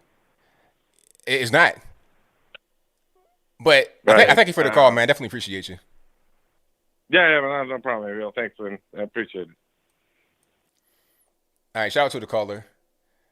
If we want to see change in the Republican Party, which, we got to just be realistic. Let's be realistic. Having a third party that can compete with the Democrats and Republicans, you're talking about parties that have been around for 200 years. Let's just think logically. If you want to try to reform the Republican Party, which is what your best bet is, rather than having a third competing party in Congress, which will have zero power. If you want to try and change the Republican Party, what you do is what Chunk Yogurt and them did over on Young Turks and Brand New Democrats, Justice Democrats. You get your own people in there that are not in Congress right now. You have your own set of rules and ideas, and you create a party within a party. Don't have a third party that can compete with the Republican Party. Have a party that infiltrates the Republican Party to change it. That's how you succeed in a realistic way. That's what you do. Don't try to have another one that will compete. That's not thinking critically. They did it with just the Democrats and AOC in them, and you see what's happening with the Democratic Party. They're having an internal battle right now between ideologies and if they want to go far left or moderate or whatever the case may be. Joe Manchin, West Virginia senator, a Democrat, was asked about sending out those $2,000 checks. It's like, absolutely not. Democrats want it though. Other Democrats want it. You see what I'm saying? So it's a battle in between their ranks. And a lot of that is created by the party within the party that disrupts it. We got to think logically. We can't think emotionally. Emotional thinking does not pan out, period. 256 on the line. Who am I speaking to? Hello? Yes, who am I speaking to? This is Jimmy Smith. All righty, man. What's going on? Not much. Hey, I was just calling. I'm glad to get through. Thank you for taking my call. No problem. All right, I had one thing about the third party. Just because Trump has so many people on his side, and I've been seeing this thing all over the internet, Twitter, Facebook, TikTok, everywhere else, about starting a third party called the Patriot Party. If there was a third party started and Trump got behind it, do you think they would have enough people to move forward? Now, when you say people, what do you mean? Like, you mean voters? Yes. Well, maybe, but here's the thing, though: who are they going to vote for? You gotta have elected officials. You gotta have officials that can run and can win over incumbents and Right. places where they don't even, who are they going to get to run? Right, but what I'm saying is, if Trump running for let's say there was a third party, the Patriot Party, and he won, then he gets to, elect his people, and it was a complete start over, and it was a Patriot Party. The only people that he voted in or brought in were people that were on his side for the Patriot Party. Then it would change the whole dynamic of the government. Okay, now check it out though. if Trump decides to break away and start his own party, you think the Republican Party would just let him do it? Meaning, do you think they wouldn't run somebody against him? No, I don't think the Republican Party would let him do it because most of them are corrupt. But I think there are some people like Ted Cruz and some other ones that would probably switch and be on his side. Why would they switch? Like, why would they? Okay, check it out. Here's what would happen. Matter of fact, how old are you? Me, I'm 43. Okay, so you were around for Ross Perot and all that, right? Yes, I was around for all that. So, correct. I mean, that same thing could happen again because Trump has a lot of support. Let's not get that twisted. But a lot of people, you'll be surprised how many Americans do not know about politics at all. And all they're going to do is go vote for the Republican. When election time comes around, they go straight ticket Republican. People don't even know about Trump sometimes that vote red. And I'm not trying to be like, some kind of, I don't know, super superior person. I'm just being real. So you're going to have a battle. And then what if they run somebody like, I don't know, they could run Mike Pence on the Republican side. You're going to split the vote.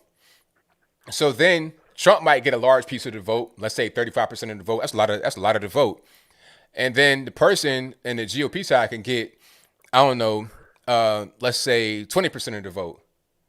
So, I mean, your math is not adding up right there because nobody would get the majority more than the Democrat. And they would end up losing. They would end up splitting the vote and the Democrat would win. Yeah, and I understand that completely. But also, this is a little bit different than the Ross Perot thing on my side of things, mentally thinking, just because Trump has another 4 years now before he can run again anyway. So he's already talking about starting his own news media. And between now and the next 4 years, he starts his own news media and he gets his opinion put out without being shunned, then that could change things completely. Plus, he has almost twice the followers that Ross Perot had. I mean, it's possible, but I think we overestimate the average American voter who does not really know about politics. And the same thing's on the left. They don't know about politics. They just vote Democrat. If you ask them why, they just say because. And that's just the reality. So people are going to vote straight ticket down red, and it's going to be it's going to split the vote. It's Ross Perot all over again. That's what's going to happen. And then we got to think about, okay, if there's a third party, what's going to happen in Congress? Is it just going to be like Trump having to work with Republicans? Because who's going to be in the House and in the Senate that's part of his party? And how is he going to work with them if he's the reason why the Republican Party is not in power nationally because he split the vote? It's going to be resentment. And people take that seriously. People are human beings. They take that resentment seriously. And he won't be able to really work effectively with the Republicans the same way he did when he was on their side. Yeah, and I see that. It was just a thought. I wanted to get your opinion. But I got one more question before I go, and I'll let you get back to your other callers. What about the whole thing with Texas and some of the other states that don't owe the federal government any money in their own independent state, succeeding from the union and starting what they're wanting to call, from what I've seen on social media, the Southern United States? I've heard about that. I mean, that's possible. Anything's possible, but I seriously doubt that would actually happen because of how powerful the United States is when you're talking about military and, it'd be issues with currency. I don't think that would actually happen, but it's possible. But you know what? I think before Texas or anything else would secede and become their own thing, I think California would break up into different and smaller states. I think that'd be more likely. But anything is possible. But I think I see that happening. Yeah, I think it's less likely that they would form their own thing than it is California breaking up into smaller states.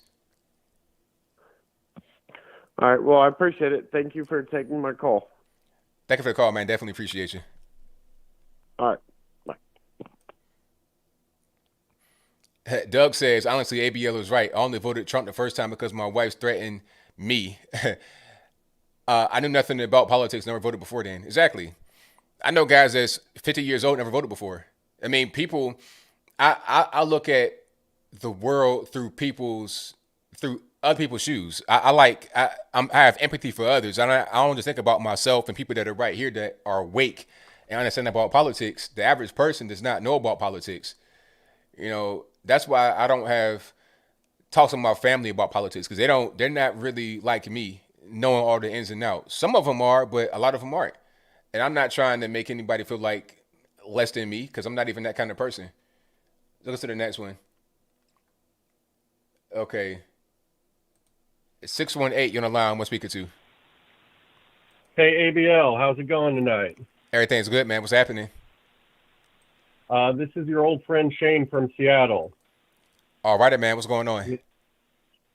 Well, I wanted to say I missed the opportunity to congratulate you on your wedding. Very happy for you guys.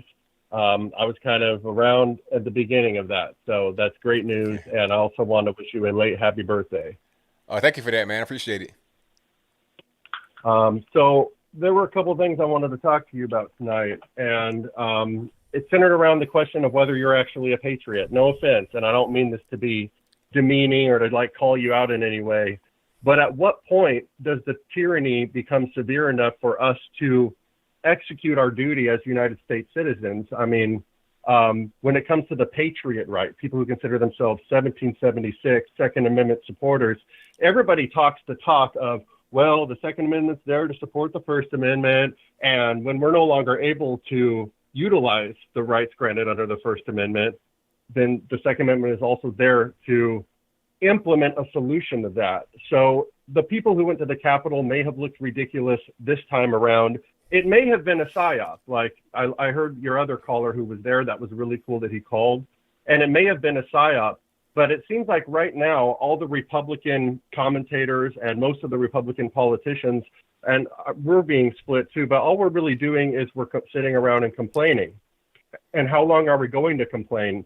We're having our election stolen. So unless you don't believe that the election was stolen, we are in a state of tyranny right now. And I don't think that going about it the, quote, legal way or the, quote, legitimate way is possible at this point. And I wanted to hear your thoughts on that. All right. First, let's get some evidence of what we say. Now, I think that there was some stuff going on. Let's not get that twisted. But first, let's get evidence. I mean, is that something that we should do? I think there's plenty of evidence. And I think if there was... where's the evidence? So what evidence do we have? We have the thousands of people who went to the polls and were told that their vote had already been cast. We have the people who never received their mail-in ballot or filled it out and told them, oh, no, you never voted. You're not eligible. We have the lack of voter ID laws. We have a perfect storm situation with the coronavirus and I realize you're thinking probably right now, oh, all of that is anecdotal.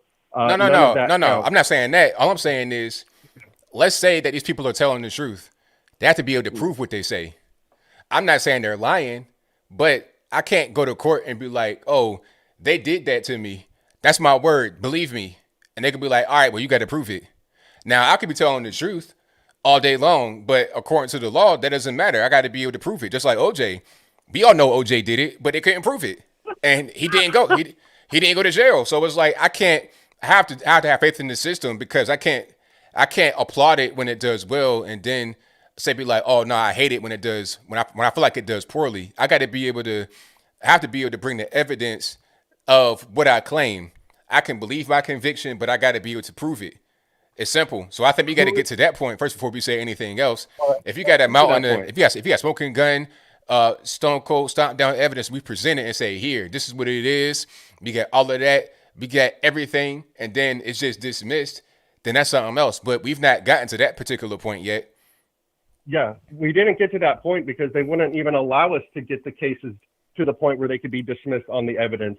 Who are you going to prove it to when the courts won't even look at the evidence? That's my problem. And I think your fallacy here is in the statement, we have to have faith in the system. Why? The burden of proof is on you to demonstrate to all of us why we should have faith in the system at this point. You don't think there's been enough corruption? You don't think there's been enough blatant disregard for the constitutional procedures that our president and you are supposedly promoting to at least question what's going on? And if the courts won't hear it, they're abdicating their duties and they need to be called to account. And who in the world is going to do that except for the people?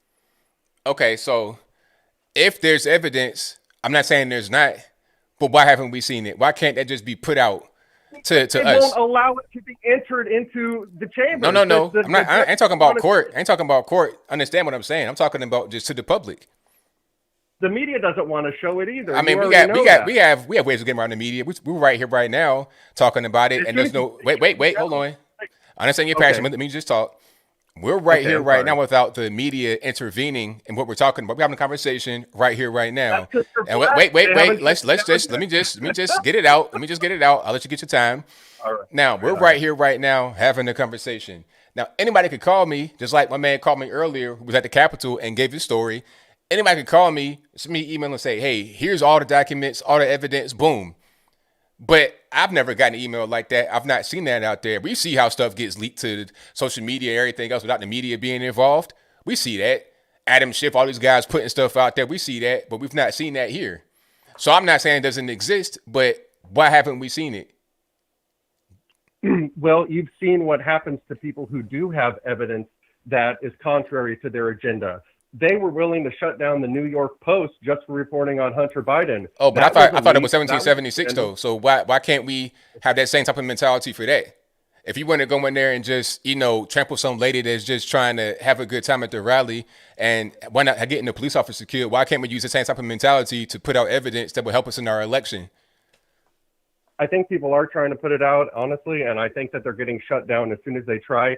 And the social media companies who's shutting are them down? preemptively There's plenty of shutting avenues to people be able to get it out. People got their own independent avenue. Alex Jones got his own thing that is not controlled by social media or anything like that. Give it to him. Okay, Give it to somebody else. So if he reports on it, and he actually, no one's going to believe him because he's kind of considered a crackpot. But check it out though. But at least it's out there, and people can see it. So if people don't believe it, then that's on them. But all I was asking you for is not to a piece of information that's not believed. I'm talking about the information, period, the evidence, period, regardless of whether anybody believes it or not.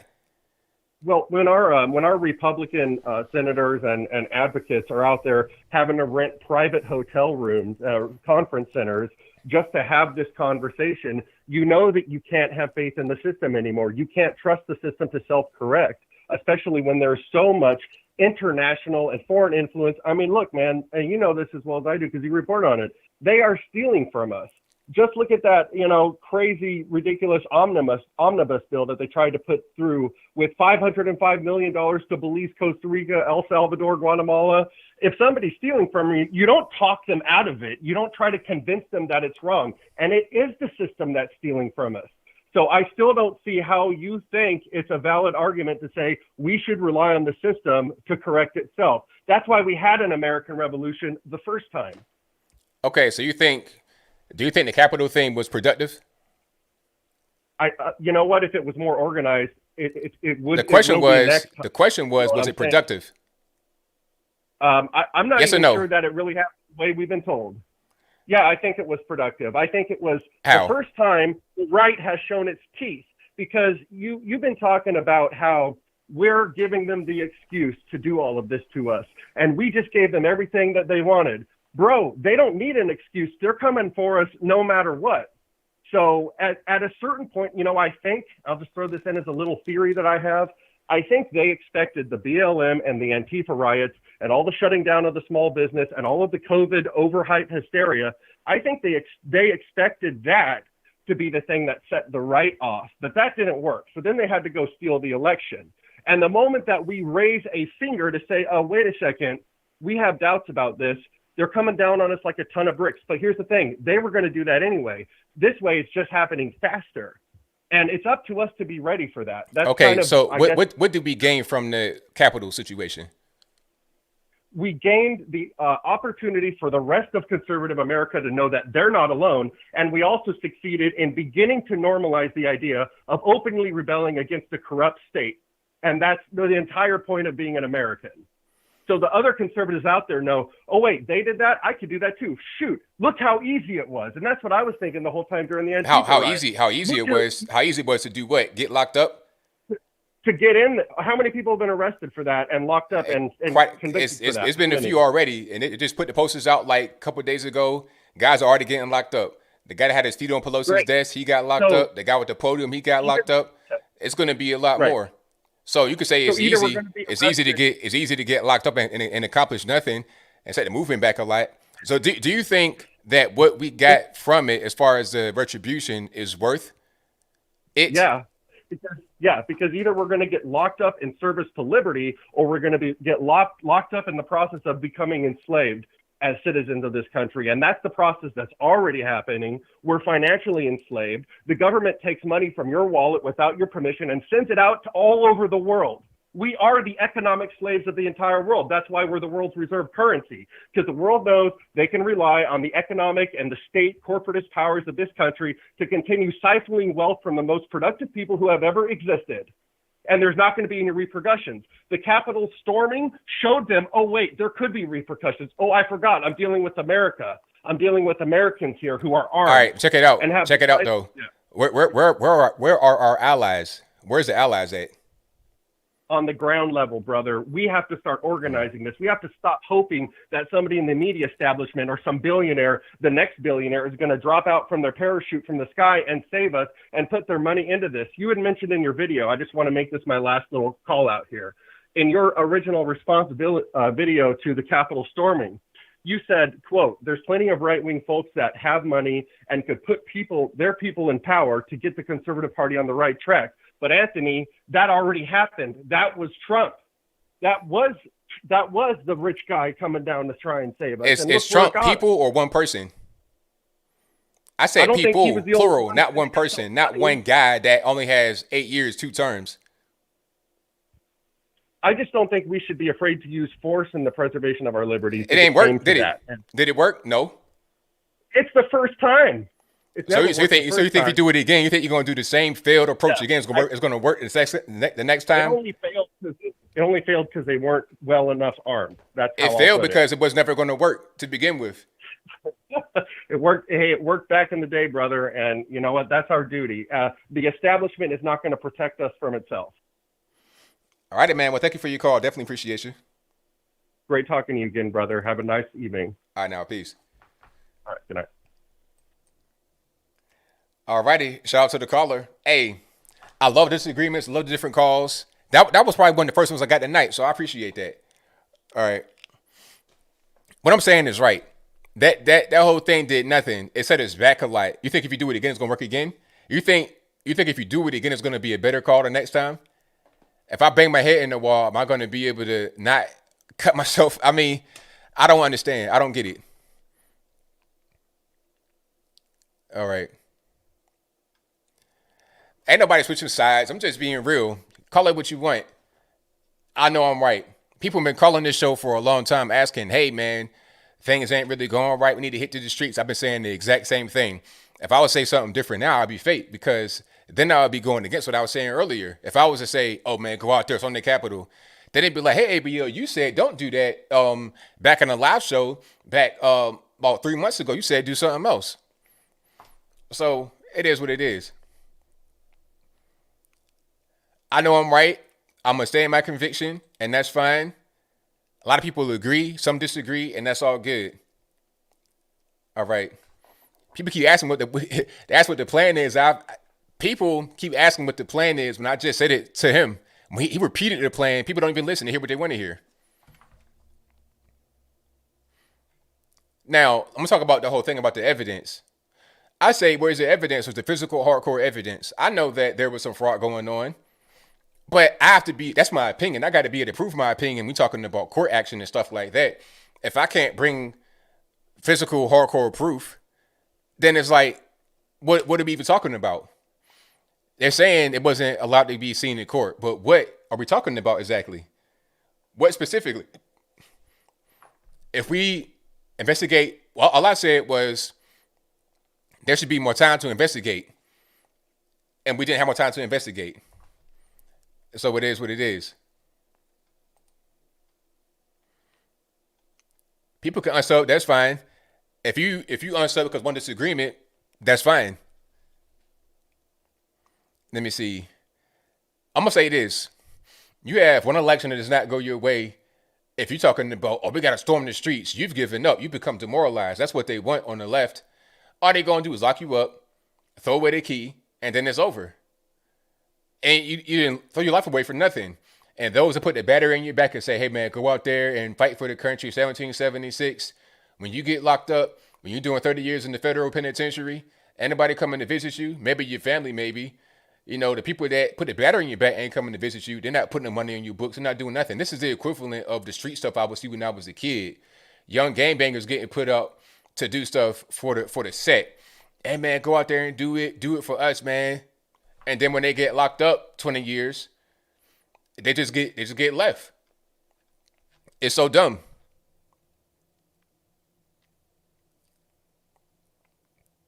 Can I hug it out with ISIS? ISIS?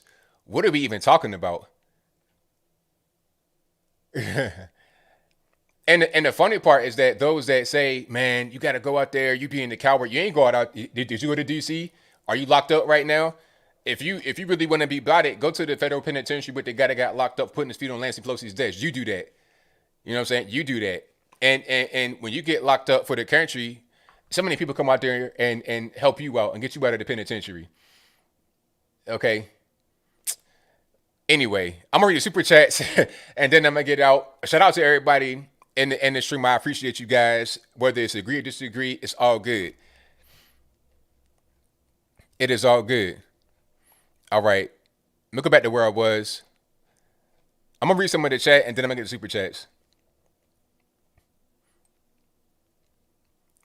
Third party. We gotta think with our brain and not with our heart. You gotta think with your brain. A third party, really? Like, you think you're gonna be able to just have Trump, one guy, start his own party among the sea of other parties that exist in America, aside from Democrat and Republican, parties that have been around for 200 years each? You think you're just gonna invade that, start a new party, and take over the whole country? Is that what you think? But a guy that's 74 years old? I mean, I don't know. I'm a big Trump fan. Don't get that twisted. But I got to think logically and not emotionally. And I got to think beyond Trump, because even if Trump were able to win this time, you get 2 terms. That's it. Can't be the king. You can't rule by fiat in America. It's checks and balances. So what are you going to do next after Trump, regardless? All right. Yeah. So I'm gonna read super chats. There's no more calls tonight. I'm gonna read super chats. We at the end of the show. It will never get no traction. No traction. People overestimate what Trump can do. Fact is that he lost according to this election, and he almost lost the first one. I think there was some fraud going on, but if you can't win an election, then how are you going to start a party and then beat the Republican Party and the Democratic Party and succeed? And how are you going to get in there and work with the checks and balances? You still going to have a Democrat, or you're going to have a majority Democrat or Republican Congress and Senate. Facts. And you got to work with them. How are you going to get anything done with the Democrats when they're your enemy? They hate you already. And the Republicans who you alienated and started your own party and left them out and made them lose. How are you going to even win by having a split vote? Ross Perot 2.0. Did I call it a conspiracy theory? No, I didn't. I'm saying if you have physical hardcore evidence, then put it out there. When you say 1776, what does that mean to you? Now, that has different meanings depending upon who you are. If you think that this flag is racist, you're going to say, oh, that represents slavery and racism and stuff like that. Take that flag down because you're racist. I've gotten that a lot. Then some say it represents fighting and war and blood and battle. They think that. To me, it represents the Constitution. The actual documents upon which this nation was founded, the birth of this great nation, the best nation on earth. That has, we're a nation of laws, right? Whatever happened to law and order, nation of laws, whatever happened to that? We're a nation of laws, and these laws were put here a very long time ago by some very smart men. But I guess we could just follow it whenever we want to follow it if we get emotionally tied up in whatever we get tied up in.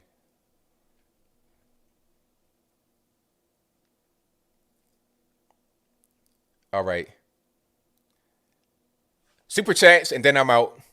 Thank y'all for joining. I'm going to go back. I'm going to go up and then back. Jay says almost every major change in history came with bloodshed. So you want to fight a contested election with what? Trampling the Trump supporter, killing a police officer? Is that what you want to do? That's what happened, and it didn't work. Sugar Shane says they never allowed that full forensic audit on ballots. You're right about that, and I agree. Theophrastus says, would you play Monopoly with someone who wanted to be the bank but keep the money hidden from everyone? What reason would they have but cheating? Blocking observers is enough to prove cheating. That is a problematic thing, but not enough to prove that there was cheating with the votes. Angel Rivera says, why do you entertain the idea of a secession? Do you remember the Civil War was over secession? I don't understand that question. El Burrito says, investigate what? What do you investigate if these states refuse to grant you access to these ballots on machines? You need a court to force that. Mandatory Carry says, I don't like what you're saying, but I'm not unsubbing. Hey, it's all good. The Cat says, the Capitol Hill incident is an example of Trump's presidency. We can't stop globalism. Trump only delayed it for 4 years. We just wanted 4 more years of delay. Ray says, we just can't keep backing down like punks. Juan says, I was a cop for 10 years, ABL. The system is only good and useful when they agree with you. The foundation of this country was founded on using violence to attain our freedom. But are we in a system where we can't just go and do what we want? Like, do we not have freedom? I don't really understand that. Bob said the American says it's called to have a channel. I think that was my man. Was that Steve Baldessari? American Patriots Forgotten Country? I think that was him. Isaiah Cox says the caller said the riot was beneficial. A vet lost their life to the people that she served. Exactly. Not only did a vet lose their life, an officer lost his life. A regular lady got trampled by people right there in the Capitol. She lost her life as well. So, was it worth it? Hobson Barley says it was productive. Now you can see them lock it down the first. Oh, okay. Let me see if you couldn't see that before without people getting killed. Skyline 23 says ABL blink twice if you're scared of getting banned. If I was scared of getting banned, then I wouldn't even be here. I would just be doing reaction videos to music videos and stuff like that. Let me see. Be Real says Giuliani showed how the rioters was Antifa on his YouTube page. I'll check it out. Sonia says a Capitol incident was planned to taint MAGA once and for all. Also, I'm looking for guests who like to vent on my podcast. Anonymously is fine. Thank you for that. El Burrito says, would you not use discovery through the lawsuit? So to get to the evidence you want, do we break in and steal the machines and ballots? That's a good point. Theophrastus says, ABL, go to here'isevidence.com, 923 fat witnesses, all kinds of other evidence. That's all I was asking for. Thank you for providing giving me what I was asking for.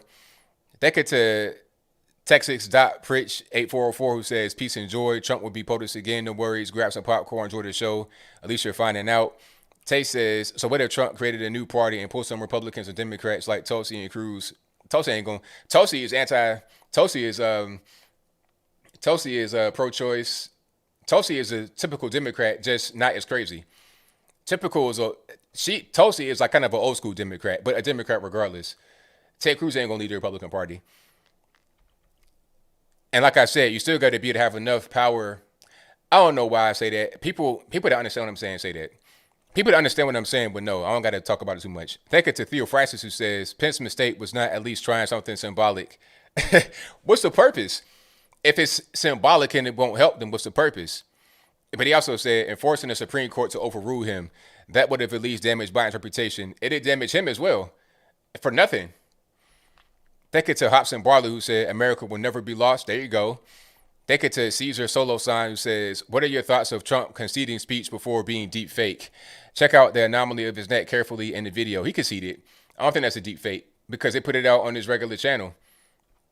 So, I mean, unless somebody took that over and it wasn't him, but I think you would hear from Trump if that was not him because Trump has always been the kind of guy that would communicate.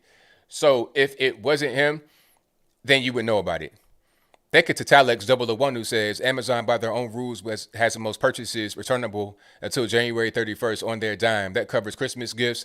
I just returned $8,000 worth of stuff. Maybe they should have waited. Maybe so. But you know what? Somebody said that the money that they make really is not even from Amazon Prime. It's mostly from like the Amazon AWS. That's the most important. The Amazon Oz, I looked into that to get my website on that at one point, and it's extremely expensive, even for like a regular normie like me. Very expensive. The Amazon Prime is nothing on that, but I digress. Thank you for your donation. Thank you to Bryden Phillips, who says, the Democrats are coming, the Democrats are coming. Damani says, God bless the caller. Appreciate, brother. Kelly R says, so what's really going to happen? Will we be able to get someone to build a social media or web service who is First Amendment? I'm done with Twitter mostly. I mean, I think these things have to come about organically. Yeah, I think so. Damani says, I love you, brother, but you're soft on the censorship issue. The Capitol protest did not warrant this. Freedom is dead. I mean, I don't think it was as bad as the BLM stuff, but what I think is irrelevant. I'm looking at the trends of what's been happening in the country, and I could have predicted this I could have seen this whole thing coming. Once you do something like that on the right, and I think those that went into the Capitol did this on purpose to have this happen, what's going on right now. So we shouldn't be claiming it as something that we did because it was something that was used to fight against us. And I think that'll come out once we see more facts come out in the future. Even Alex Jones is against what happened at the Capitol. But I digress. Thank you to Stray Cat 241 who says, in 1954, Puerto Ricans stormed the Capitol, but they shot 5 people, which is bad. What happened recently was mostly peaceful, but they stayed in the velvet rope. Thank you to Enigma who says, people are leaving Facebook and going back to MySpace. I logged into MySpace recently, and it's not the same, obviously. That was the OG platform. That was one of the best platforms ever. Nothing can touch that to this day. Thank you to Elizabeth for becoming an ABL supporter. Thank you to Kimmy who says, just because Sidney Powell's suits were turned down does not mean she has no evidence. The left has power against people's will, including courts. Thank you to the OK Conservative 81 who says, basically they're taking away our branding, a way of banding together to peacefully disagree with their point of view. So what recourse does conservatives have? Thank you to Terenius who says, state-run media is here. Sad thing, all the inner city violence will just grow. Democrats don't care about black people and poor people in general. I'm with you. Let me see. Lemire Donnerschlag, who says, the left's echo chamber is going to destroy themselves. Always best to be underground where we cannot be found than in the skies to be shot down. Thank you to Brian Hack, who says, the sacking of the Capitol shows the world that Biden does not have consent of the governed. Thus, within the next week, the left dissolves. Thank you for your donation. Shout out to Master of Skitari, who says, the Democrats are the real fascists. And Eric says, Amazon just nuked Parler from its servers. Let me see. Bearbait says, speaking to codes, what happened to the watermarks on the ballots? Guess that was a conspiracy theory because I haven't heard about it for months. I don't even know what's going on with that. I did hear about that, but I don't know what's happening with it now. Thank you to Orestes Mohawk, who says, it's time for the 70 million patriots to stop talking the talk and start walking the walk. Delete Twitter, Facebook, etc. If you can't do that, then shut up and get in line for your shots. The thing about it is, if we delete Facebook or Twitter, that plays into their hand, meaning those that don't want us to have a voice, they plays into their hand. If we could do that, then that's great for them because we do what they want to do to us anyway. Thank you to Natalie for becoming an ABL supporter. Thank you to Pate Guitar who says Patriots. Thank you to Hudson Jackson who says what the call doesn't seem to understand is that it is not enough for the truth to be exposed. What matters is what people do after it's been exposed. And we haven't seen much yet. It's too early to call.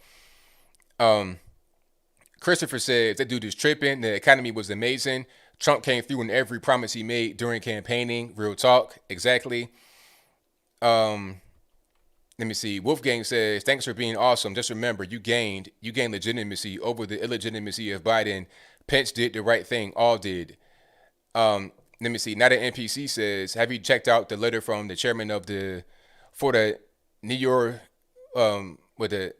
Year's Eve GOP? I don't know. The GOP in Nevada. Interesting read for sure. All right. I got some more super chats I'm going to read at the bottom, closer to present time, and then I'll wrap it on up, put the bow on the top. Let me see. Shout out to Okay. Shout out to Natalie who says violence isn't the answer unless it's organized and planned and straight to the point. John Tibble says, is China train the military in Canada right now? Maybe so. Thank you to KD who says, proud of you, man. Integrity no matter what, all the time. That's what I do. I hang my hat on that. And I've had this happen before with certain videos. Like my stance on drugs always gets a crazy response. People say, "Oh man, how are you going to be against weed? It's to come from the earth." So this happens. Shout out to JJ who says, "Thanks for talking off the ledge. I wasn't going to vote ever again, but you and some of your callers made a lot of sense. Thanks. Thank you, man. I appreciate you."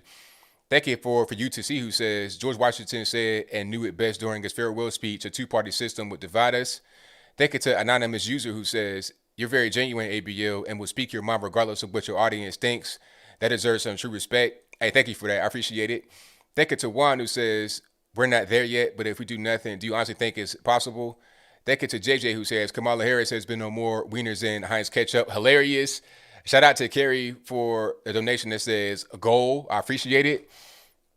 Shout out to Dev Kaiser who says I see a lot of people wanting to act without thinking. Exactly. Emotionalism. I understand where you're coming from. I understand how you feel, but reacting emotionally will not succeed. It never does. You just a crash test dummy, and you don't want to be. I want the best for you guys. I want you guys to live fruitful lives and not do things without thinking. Because I'm not going to tell you to do a thing that I'm not going to do. A lot of these guys saying go out there and do that ain't going to do it themselves. Shout out to Lorenzo who says, ABL, do you believe a civil war is coming? No, I don't think so. I think most people are not even really about that.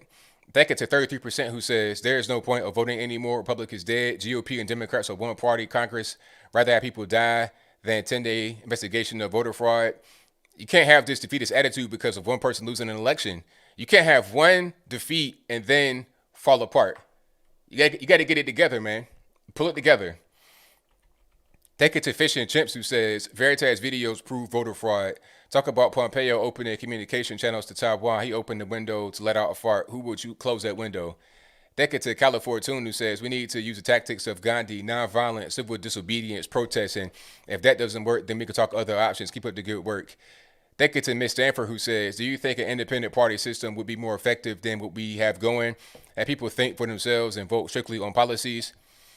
So what you mean, like as far as people don't run on, like they won't tell you what they are, Democrat or Republican? Because people are going to still have the same alliances and the same viewpoints. So what's the point? I'd rather you tell me what you are from the beginning rather than me not know what you are and then find out later. You know, I don't like that. That's kind of like a way to deceive people. Thank you to Johnny Smokes who says a government that fears the people is liberty. Government feared by the people is tyranny. This was proven on January 6th. You think they really fear us because of that? Is that what you think? Because I don't see anything that really changed. Shout out to Angel who says twice people ask you if Texas is seceding. You said it's possible. It's possible, but I don't think it's likely. I think it's more likely that California will break up than Texas seceding, but it is possible. Thank you to Natalie who says, one thing we should all remember, they only have power as long as everyone follows the rules and laws. We need to get together. Half of us matters the right, and they're done. Thank you to Fasho who says, everyone needs to dump their Amazon, Apple, Google, Facebook, Twitter stocks midnight tomorrow. You think they're going down or going up? We're going to see about that. That's a good, hey, if you got stocks and all these things, I got some stock in Amazon and Apple. So we'll see what happens. Thank you to Jamie for becoming an ABL supporter. Thank you to Johnny Smokes who says January 6, 2021. Thank you to Sugar Shane who says, in the context of history, we are nowhere near justification of violence. Thank you. Thank you. Jesus Christ. I mean, let me just calm down. Not use Lord name in vain. Let me just relax. In the context of history, we are nowhere near justification of violence. Still greatest country in history. Stay the course peacefully and integrity. Thank you. Thank you to Patrick Alishar for your donation. Thank you to MNZ who says, it's the optics that you have people storming the Capitol Hill, which makes it look bad. And the deaths, that's the main thing. You know, the storming the Capitol was one thing, but I was praying, please don't let anybody die. You got 5 deaths. How are you going to be able to defend it? No allies, nobody on your side. What are you going to do? Rock in the hard place. Thank you to Christy Hardy who says, how about Nancy Pelosi asking the Pentagon stage a military coup? I don't know anything about that. I'm going to look into it. Shout out to Citizen Shane who says, thank you for your grace, hospitality, and endurance through the call tonight. I appreciate you, man. Thank you. And thank you to Tammy F who says, President of Italy has been arrested, and I'm pretty sure hashtag Italy did it is the worldwide hashtag, and the arrests are happening. I'm going to check that out. I've been seeing that, but I don't know anything about it. I'm going to check it out. All right. Thank y'all for being here. This has been a good one, a wild ride, to say the least. The last super chat I'm going to read, and then I got to go. Y'all keeping me all night. I'll be in here. I can't do it. Thank you to Vince, who says, appreciate you, ABL, for always speaking the truth. I share your channel with my family and friends. Keep it up, brother. What is the balance for us to have faith and take action with everything going on? Like the previous person said in the super chat, we're nowhere near that point. This is nothing. This is a bump in the road. People are overreacting to the election. Now, I say that there was some irregularities going on, no doubt.